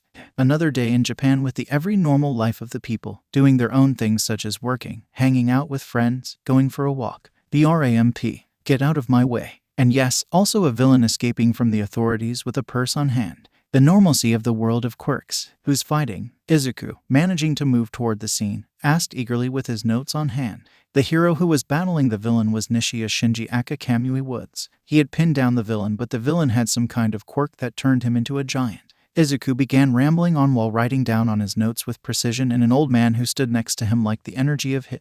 Kamui Woods was winning the fight and had him on the corner. This is your end, villain. Lacquer Priso. Cannon. Everyone watched in surprise as a gigantic woman in purple and cream skin tight dropkicked the shit out of the villain just as many men prepared their cameras and took pictures of the new heroine. My name is Mount Lady. The gigantic woman, also known as Takayama Yu, greeted to her fans. It's a pleasure to meet you and leave the rest to me. The photographers cheered at the heroine. While Izuku continued rambling on his notes, Junpei's eye twitched. The reason behind was that he had gotten known of the new heroine as she is Katsuki's cousin and they had met when they were kids. But Junpei was the only one between the two of them that recalled her, while Izuku had forgotten because of his training schedule. He then looked at his greenette childhood friend who still had his eyes on the heroine while his hand moved rapidly on the page. As a quirk it's fairly likely to attract attention and popularity, but isn't it also somewhat limiting since it'd be easier to inadvertently damage the city while on the job? Of course, that'd be moot if one could control one's size. He continued rambling on to the point of muttering. He's such a hero otaku, alright. Junpei thought good naturally. You taking notes? Aiming to be a hero? Nice. Good luck, kid. The old man next to him cheered for him. Why yes, sir. I'll do my best. Izuku replied. TWACK. Oh, hey, Aiken, while I know that your notes are important, we are going to be late. Junpei told him. His hands were covered in a metallic glove except for his fingers, and underneath his pants and foot, he wore a thin layer of greaves that also matched the same tone of his gear. At the moment, since there isn't a fight or commotion that he could handle, he had them on full suppressed or 100%. Lowering the repressor's percentage means that he will use more strength. So at the moment, he had the strength of a quirkless grown man. Sorry, I wanted to watch. Izuku apologized. Let's go. Come on class. You're junior high school seniors. It's time you started thinking seriously about your futures. The homeroom teacher of class 3 said, holding bunch of papers in his hand. I'll be handling out printouts on your desired life course. He shouted with a serious tone before it changed into a dreamy smile, tossing away the printouts. You all want to be heroes, don't you? In response of this, all the students present showed off their quirks cheerfully, excited at the prospect of becoming a popular flashy hero, except 3 students. Yes, your quirks are all wonderful, but it's against the rules to use them during school. Junpei and Izuku barely raised their hands to become noticeable. Their calm demeanor was hardly flashy inside the class. Then the loud one started yelling. SENSEI, don't lump me in with everybody else. You can't compare me to these losers' weak-ass quirks. Mine's a whole other ballgame. He mocked the others, sitting and putting his feet onto the desk, giving shit about others, and thinking he is the king of the class. You've got a big mouth, Katsuki. The other students booed him as he was mocking them truthfully. Others kept quiet, knowing him being the big man of the class, the arrogant bully and violent. Quiet, you got him, rabble. He retorted, making everyone shut up. Oh yeah, I'd forgotten Bakugo's shooting for UA. Hi, isn't he? The teacher spoke, forgetting the importance. You mean that national level academy? Isn't its entrance exam difficulty rating as high as 79? Yeah, and it's hyper-competitive to get in, right? You done running your mouths, peons? I got in on the mock test. and I'm the only one at this school who's got a chance. He jumped on his desk. I'm gonna surpass even that All Might bastard as top hero. And I'm gonna carve my name into the ranks of the higher bracket taxpayers. GWAHAHAHA. He laughed at the dream to reach the top-ranked hero. Now that you mention it, didn't Midoriya want to go to UA as well? The teacher inquired, which everyone stopped their babbling and booing on Katsuki. Katsuki himself stopped what he was doing and glared at Izuku. Usually being the quirkless one, everyone would laugh at him as when they did before. But not today. Today was different. They all knew one thing that had proven him since the start of their junior high classes. Midoriya Izuku was strong. They didn't know what he had done to get strong, but they wouldn't even dream to know about it. As if this fucking loser is gonna get into UA. I'm the only one that going to UA. You hear that, you piece of shit? Katsuki cursed, readying to make small explosions onto his palms and plan how to assault the boy. Izuku would cower behind, stuttering at what words he should answer, but that wasn't the case right now. His mind changed so much that Katsuki's taunts and provocations didn't faze him much. He was ready to counter him, but somehow, he didn't need to do it right now. Right now, somebody else would do it. Oi, quiet down. I can barely think with your yapping. Everyone's eyes turned toward the source of the voice and stared at the one who could match Katsuki's strength if not more, and the only one that is more than capable of being a hero. Takahashi Junpei. Quit thinking that you are better than anybody else, Kaken. Junpei acted bored, scratching his ear in disinterest. That pride of yours wouldn't work out well as a hero. Everyone knew that Junpei came from a family of heroes. Everyone knew that he had an amazing quirk, or most likely quirks, as they hadn't known how someone like him had been blessed with 2 quirks. Few people knew about this, and everyone knew that he was the only one capable of stopping Katsuki when he felt like it. Mostly when Katsuki wanted to bother Izuku. The few kids that had known Junpei since they were kids thought that was his main quirk. But as soon as they were 8 years old, they had noticed 2 horns popping on his forehead and had been told about him having a second quirk. Students that didn't know about it rumored that his 2 quirk was a vague description about his quirk and deemed that those rumors were all in one. Just wasn't prepared yet for the horns and the monstrous strength that came with it as his body grew up just as his quirk. You are what they say, a fish in a barrel or a small frog in a big pond, am I right? He grinned. Huh, what does that supposed to mean? Shitty eyes. Katsuki growled challengingly, getting close to his temper and about to blast his ass off. Junpei looked at how worked up was Katsuki and continued with a snort. Come on, man, I know that constant usage of your quirk will render one day deaf, but I didn't think that it has started with that. He taunted. Get on with it. Junpei waved his hand in circle as an explanation. Look, you might think you have the best quirk out of everyone in this room and maybe in another class. He hummed with a slight nod. True, your quirk has many things that can be considered flashy, but that's not all. Katsuki almost smirked at the way his rival declared his quirk the best, but that was short-lived when Junpei stood up from his seat, almost dwarfing Katsuki with his massive height, as he was the tallest of the class, and looked at him in the eye. Look around you. While most of them aren't capable of fighting frontline like you, there are a few that can be used to other things like rescue, support, recon, and infiltration, Junpei stated firmly, earning a grateful look for the other students. If only they were ready for the real world instead of their fantasies and prepared for it was unsaid, which nobody but Izuku grasped the idea. But you overlook one thing, Kaken. He grinned as he leaned over him, his eyes lightening darkly as he stared to his eyes, barely making Katsuki uncomfortable with the pressure. I'm also going to join the UA entrance exam as my siblings and parents did before. You are not the only one in this school that wants to get into the finest school of heroes in Japan, you know. Both of them exchanged dangerous sparkles that it could lit up a forest. Junpei decided that he should wrap this up, so he leaned back and grinned at Izuku. Still though, heroism doesn't mean anything if you don't have a heart to it. Quirk or no quirk, I wouldn't be surprised if Izuku gets to UA, with how selfless he is. While most of them wouldn't agree on that, a few nodded in agreement as they had small conversations or interaction with Izuku and knew how good of a guy he is. Katsuki didn't take well that the nerd was pampering because of Junpei. So, Junpei continued with a drawl. Don't underestimate the people. You aren't the only one taking the entrance exam. If you think that you are at the top, I'll punt you off your high horses. He finished with a grin. Katsuki glared at him before scoffing indifferently. Tichi, just because you 2 trained with that old fart doesn't mean shit. If I recall correctly, Izuku interrupted dryly, everyone looking at him while Katsuki glared. That old fart that you mentioned kicked you 9 shades of asses because you wanted to take charge on every student and beat them up just to feed up your ego and pride. That story was true because during the first years of training under Arata's tutelage, Katsuki got words from Mitsuki, which she still talked with in Ko and Hideco, which Junpei and Izuku had joined up a dojo. When he knew of this, he decided to join up too to the dojo and wanted nothing more to win over the students and be the best over Junpei and Izuku. but it ended up backfiring him as he had tuned out the Grandmaster's words of being humble and gentle with others. He did the opposite to yell at other students and overwhelming them with his quirk. While using their quirks in the dojo wasn't prohibited, he was too far with others and even dismissed them like the worms they were. Arata, God bless his patience, was starting to thin out, and he had warned him about it countless times, but even so, Katsuki would either ignore or tune him out, thinking that the words of an old man wouldn't be important. Arata's patience broke up when Katsuki was about to finish a student when he had surrendered. He immediately subdued him without quirk and growled out, blowing out the kai that he used to Zakai's mother at him. His words were the next: "If you dare to attack a student when they surrendered, you don't have the mind of a hero. Get out of my dojo and never come back." Oh, the students had seen Arata getting mad and all, but that kind of anger was even surprising for Junpei and Izuku, as they knew how gentle their master was. Junpei wondered what type of man he was before opening the dojo. "So what?" Katsuki snorted, internally shuddering from that flashback as he was mostly affected from it.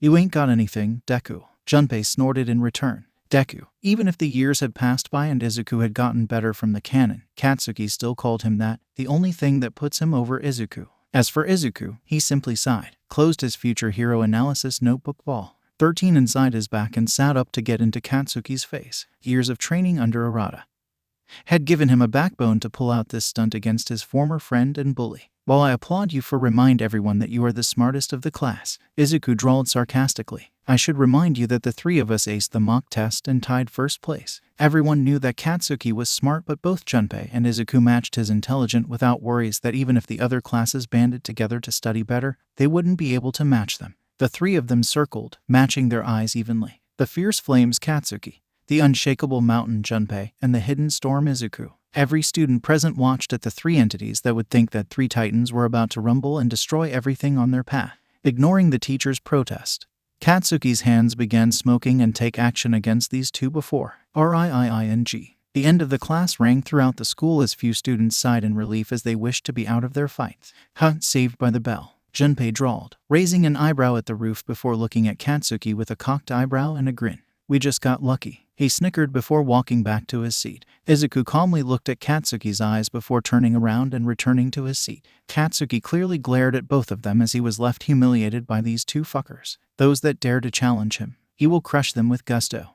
"Yo, Aiken, you wanna grab some ice cream on the way?" Junpei asked, hanging his shoulder bag over. "Sure, just let me get my things in order," stashing his last book that he needed to study.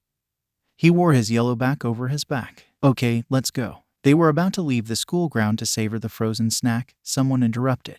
"DIKU. Shitty eyes. We ain't done yet, you piece of shits." Anyone could guess who interrupted them.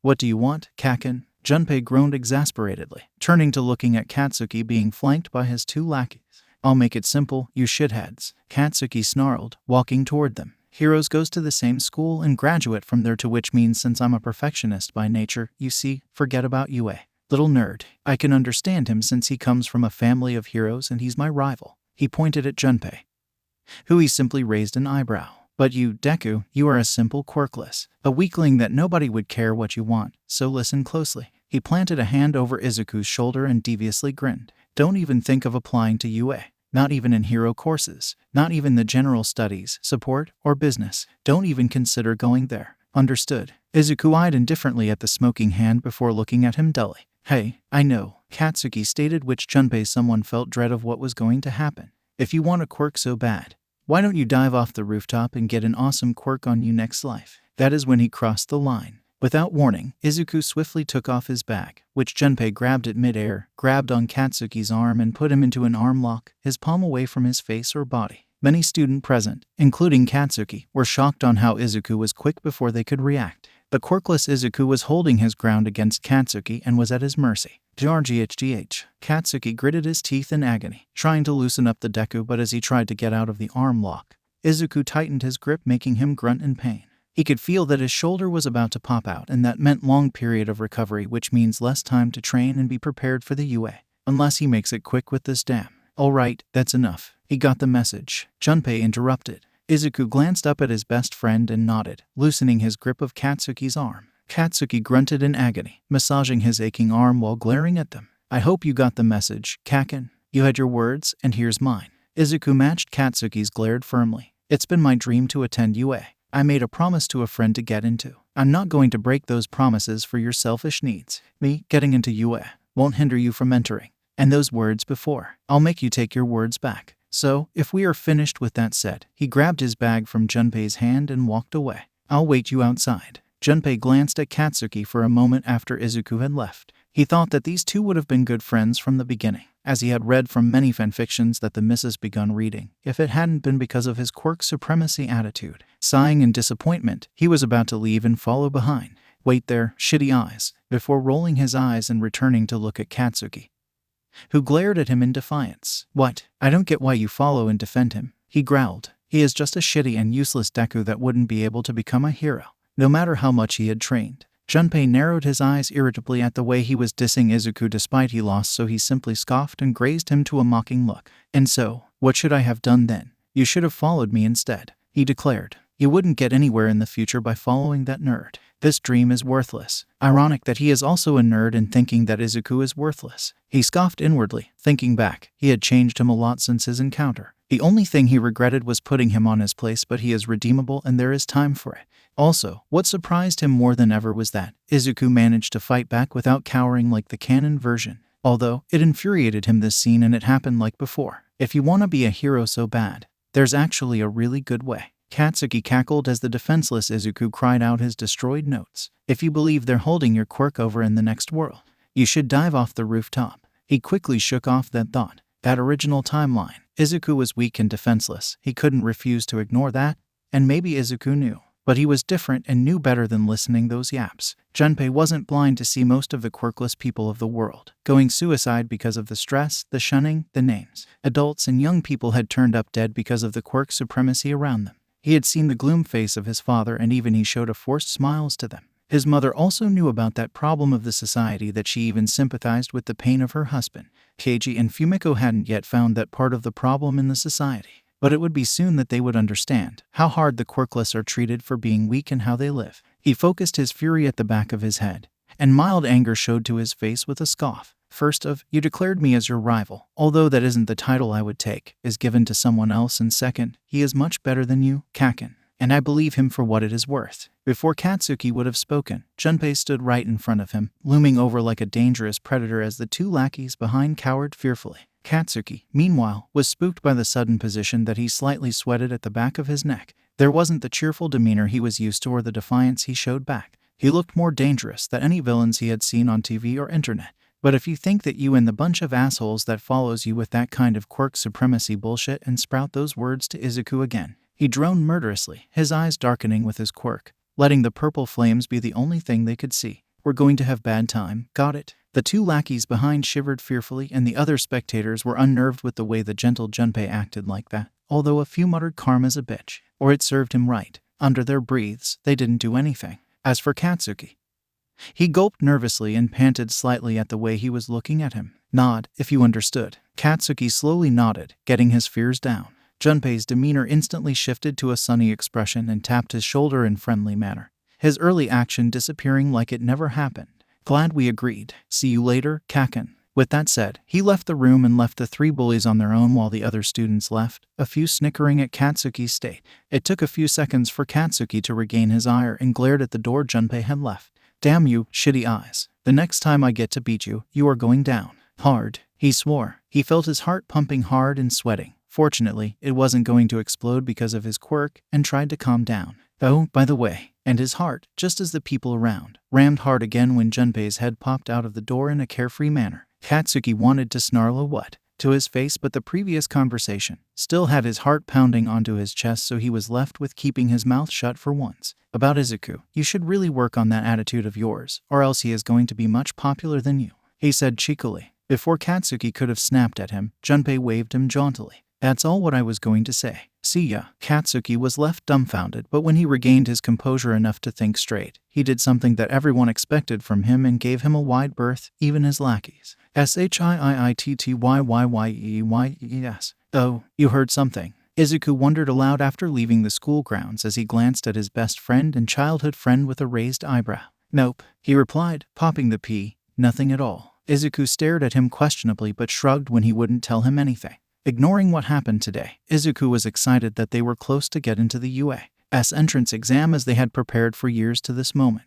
They only had to wait for another 10 months, and they could finally get into their dream school. And Izuku was happy that he was going to join with someone he knew well. They had wondered about going to train with Grandmaster Arata, but the shiver it ran through him, maybe had second-guessed about training today. Luckily for them, Arata had some business to attend, so there weren't any classes today, even though they were allowed to use the dojo whenever they wanted to. Just as they minded their own business, the buzz of their phone gained their attention and took out their phones to check. Karate Girl, just 10 more months to get into UA. I hope you two ain't slacking. Demon Lord, please, Suka, the last thing we would do is slacking just as we are near the entrance exam, you know. Small Might, yeah, Grandmaster Arata would get our heads if we did that. The three childhood friends laughed at such implication with fear and agreement. Karate Girl, I'll see you guys later then. Demon Lord, sure, Suka. Small Might, send regards to your parents. With that done, they continued their way to the ice cream shop. Nothing would get their bad mood, even as they walked under a bridge. Slurg. Well, what do we have here? An ominous voice drawled out in a sadistic way just behind them. One M-size and L-size disguises. Maybe I should kill the little one and keep the other one. He seemed much stronger than the other. As they say, bon appétit, wait, what? He yelped in shock when a purple light engulfed him and had him immobilized completely midair. What's going on? Junpei looked indifferently with his quick activated while staring at the pseudo-villain. I may have spoken too soon about having a normal day. He sighed as he raised a finger toward the recycling bin. Aiken, could you please bring a plastic bottle or something to deal with this guy? Izuku nodded and went to get an empty Coca-Cola bottle of 3 liters. Junpei quickly placed the mud-like villain with a weary sigh. And I just wanted my ice cream to get my mood up. He groaned, capping tightly the bottle. You think we had enough for today? Have no fear, boys. For guess not. Junpei drawled with a small sweat drop. From the maintenance hole that the villain emerged not seconds ago, appeared a blonde, bulky man. A familiar blonde and recognizable face.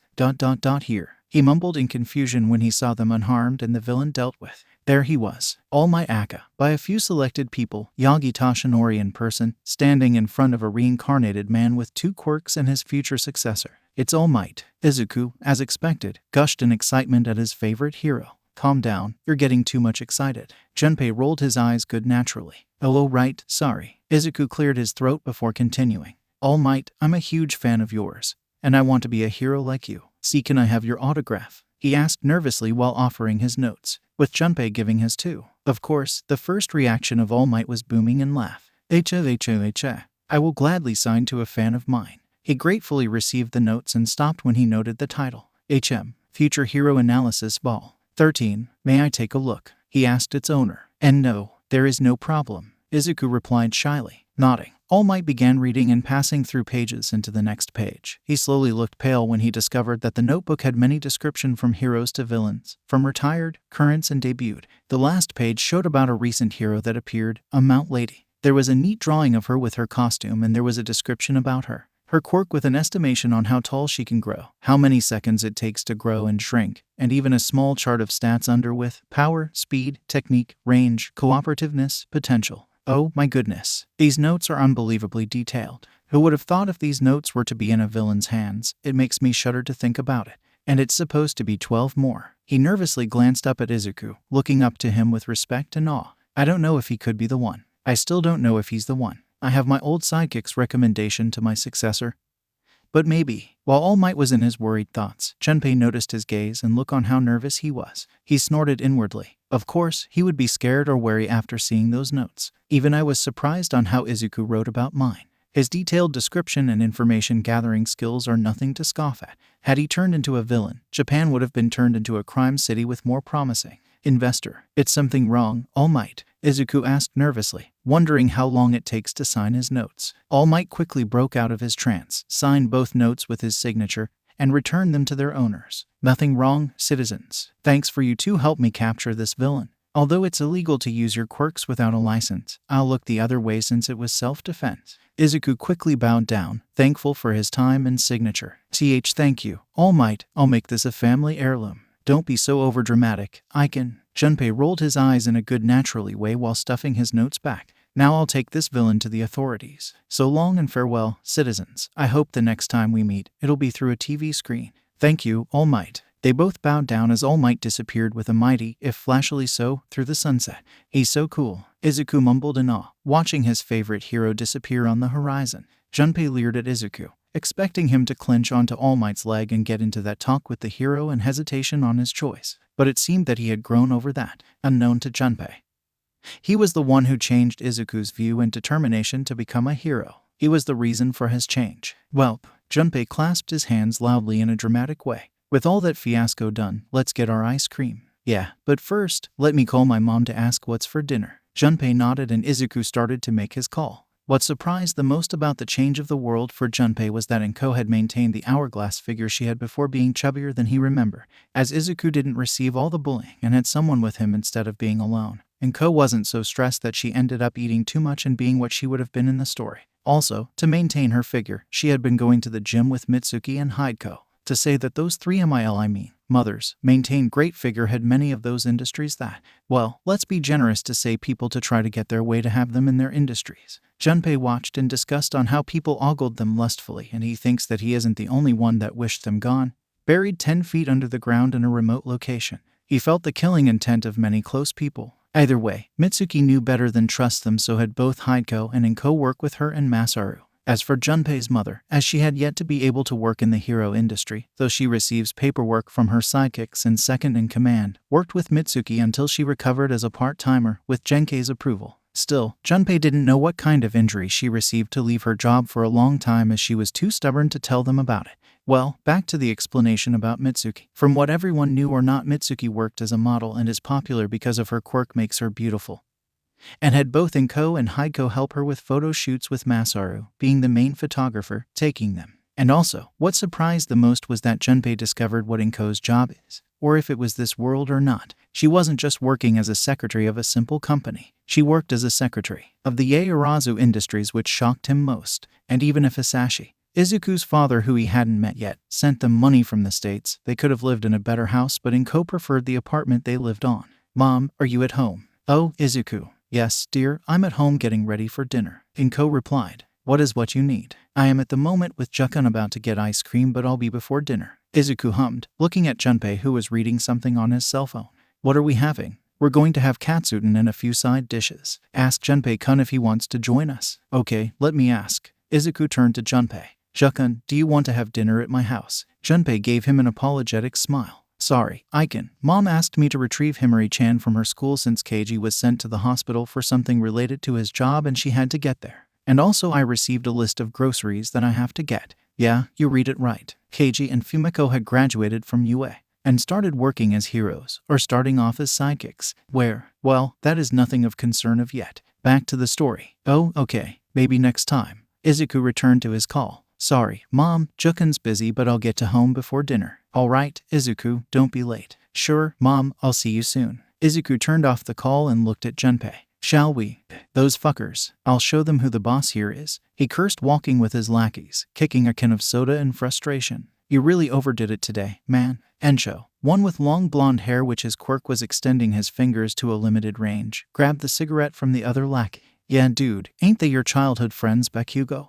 The lackey said as he was smoking. It's their fault for getting in my way. Katsuki clenched his fist, making an explosion once clenched, making his flunkies flinch. Shitty Eyes thinks that Deku can be a hero without a quirk. Tisk, what a joke. I don't know, man. Don't sometimes quirks make their appearance subtle? The lackey with a cigarette on his mouth asked. I mean, Raken tried to punch Midoriya because he still thought he was quirkless, but even that didn't faze him at all. A punch from Raken could lead at least a bleeding or something, but nothing, man. It could be like fat gum, subtle yet effective. No way, I think that it mostly in that martial art they were practicing. Ensho cackled. At least, he's still a punching bag if not for Takahashi. Yeah, he stops us anytime he appears. Katsuki raged by kicking a plastic jar full of liquid as he could vent his anger and frustration, letting it bounce on the wall into a recycle bin only to make the cap unseal itself. He turned on his back to face in anger once he smelt smoke. And another thing, didn't I tell you to quit smoking? If we're found out, my recommendation letter will catch flame too, asshole. But the lackeys didn't answer as they were making their eyes widen in fear and pointing at the source of it. Nice, a new guy's, and one with tasty quirk, too. The villain cackled evilly before taking his new hostage.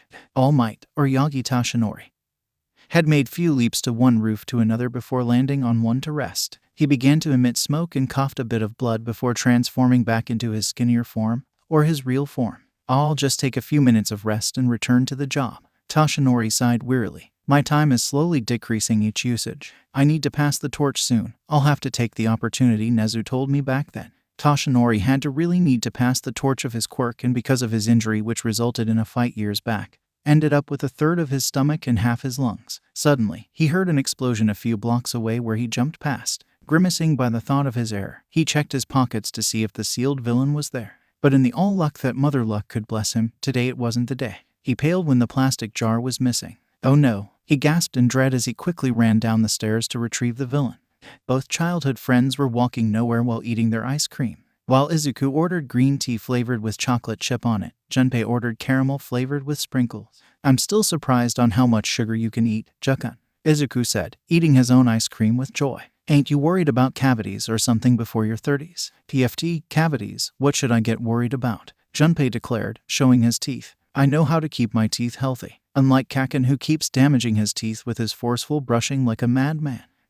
Yeah, it was a big shock from us during the time we went camping together, and Kaken began shouting while brushing his teeth. Izuku snickered before sobering and looking better at Junpei's teeth. Yeah, what's wrong? He asked curiously. I don't know if it is just me, Izuku hummed, but were your teeth ever sharp? Huh, what's wrong with you? Junpei scoffed, resuming on eating his ice cream. If I had known about that, I would have noticed it first. Izuku processed it for a few seconds before shrugging in acceptance. Alright, still though, Kaken's attitude doesn't get any newer that I'm getting tired of his bullshit. Hey, language, Junpei chastised playfully. Boom, boom. The sudden explosion got both of their attention. While one looked at it curiously, the other knew better. It's time, Junpei thought before shoving the last of his ice cream to his mouth. Let's see what's going on. Izuku nodded, eating the last of his ice cream, and they ran toward the source of the explosion. Oh, Junpei and Izuku arrived on the scene to see many bystanders looking over something while there were a few heroes on the scene.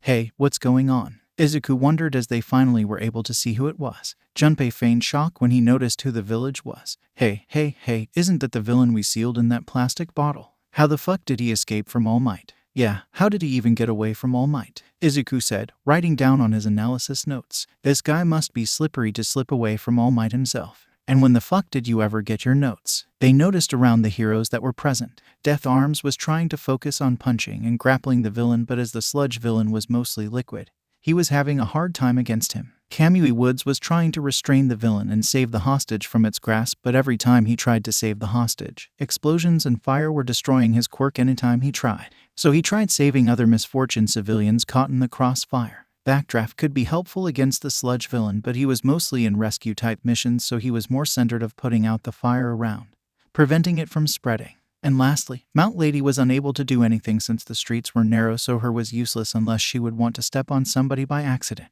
Two more heroes were also in the scene, but they were also useless at the moment. Why are all the heroes at a standstill? One of the civilians voiced out in wonder. The guy's got some middle schooler hostage and abusing of his quirk. None of the heroes can get closer without harming the hostage. Another answered. Izuku pondered which kind of hero would be perfect for such situation, but that thought was interrupted when Junpei tapped his shoulder and pointed forward. Aiken, I know that you love thinking about heroes and all, but Junpei said slowly in dread. Isn't that? Izuku looked forward, trying to understand what he was talking about when he noticed who the one was being the hostage. His childhood friend Bakugo Katsuki was being held as hostage, and when he noticed his eyes, he bolted forward without hesitation. Damn it, Aiken, Junpei shouted, following behind, and none of the heroes were able to stop them. Hey, kids, get back here, Death Arms shouted. Yagi Toshinori was frustrated when he let the villain escape from his hands, and because of his injury, he was having a hard time to transform into his buff form and deal with it instantly, just as his golden years. But because of it, he couldn't do anything. He was pathetic, unable to do anything against a villain when it was standing just close to him. But something caught his eyes and everyone else. Two kids that he recognized bolted out of the group toward the villain, and he felt a dreading feeling when he knew who those two kids were. He internally screamed in shock on how such kids were acting recklessly. Not only Toshinori noticed them, but also the sludge villain and Katsuki noticed them coming toward him. Those brats. The sludge villain growled angrily. Katsuki only could widen his eyes in shock as he kept struggling to get out of the grasp of the villain. The villain shot his tendrils at the kids, willing to kill them here and there, but what surprised everyone was that those kids dodged the tendrils with ease as if they were dancing. Not even a grace. Civilians, heroes, and the sludge villain were shocked of how perfectly some kids ran toward the villain and dodged all the attacks.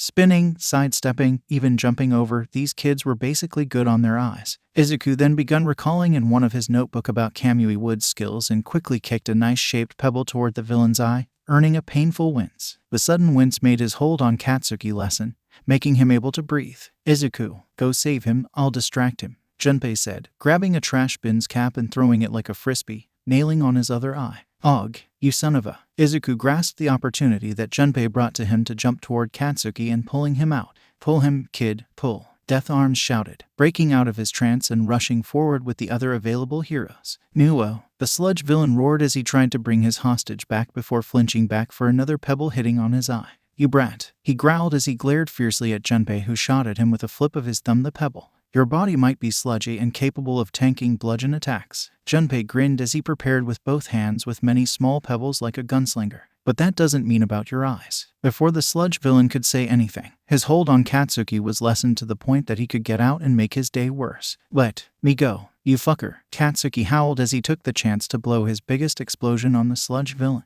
The sludge roared in pain as both Izuku and Katsuki fell down next to Junpei. You guys, okay? He asked as he helped Izuku up. Yeah, we're fine, Izuku answered. Junpei was about to help Katsuki, but he slapped his hand away and got up by himself. You two, why the hell are you two helping me? Mostly you, Deku, Katsuki demanded with a growl. Geez, thanks for saving me, guys. I appreciate. Is that so hard, Kakin? Junpei drawled sarcastically. My legs started to move on their own, Izuku told him. But despite the facts that we don't get along, I still want to be a hero. And it's a hero's job to put his or her life on the life. Also, your eyes were pleading for help. Toshinori felt like something struck his spine when he heard the green-haired kid say that. Can it be that I really found my successor? The next torchbearer, he thought with a smile. Junpei believed that Izuku was a kind heart that would do anything to save a life, and that made him grin proudly. All right, you two, step back. I think I'm going to finish him. With a bang. When he mentioned that, despite their history, both of them shivered in dread at what was coming. They quickly ran back toward the others and hastily warned them to cover their ears. While they were confused, the way that Izuku and Katsuki warned them, it made them to believe them and cover their ears. So, villain, Junpei grinned as he waved his arms in preparation for what was coming.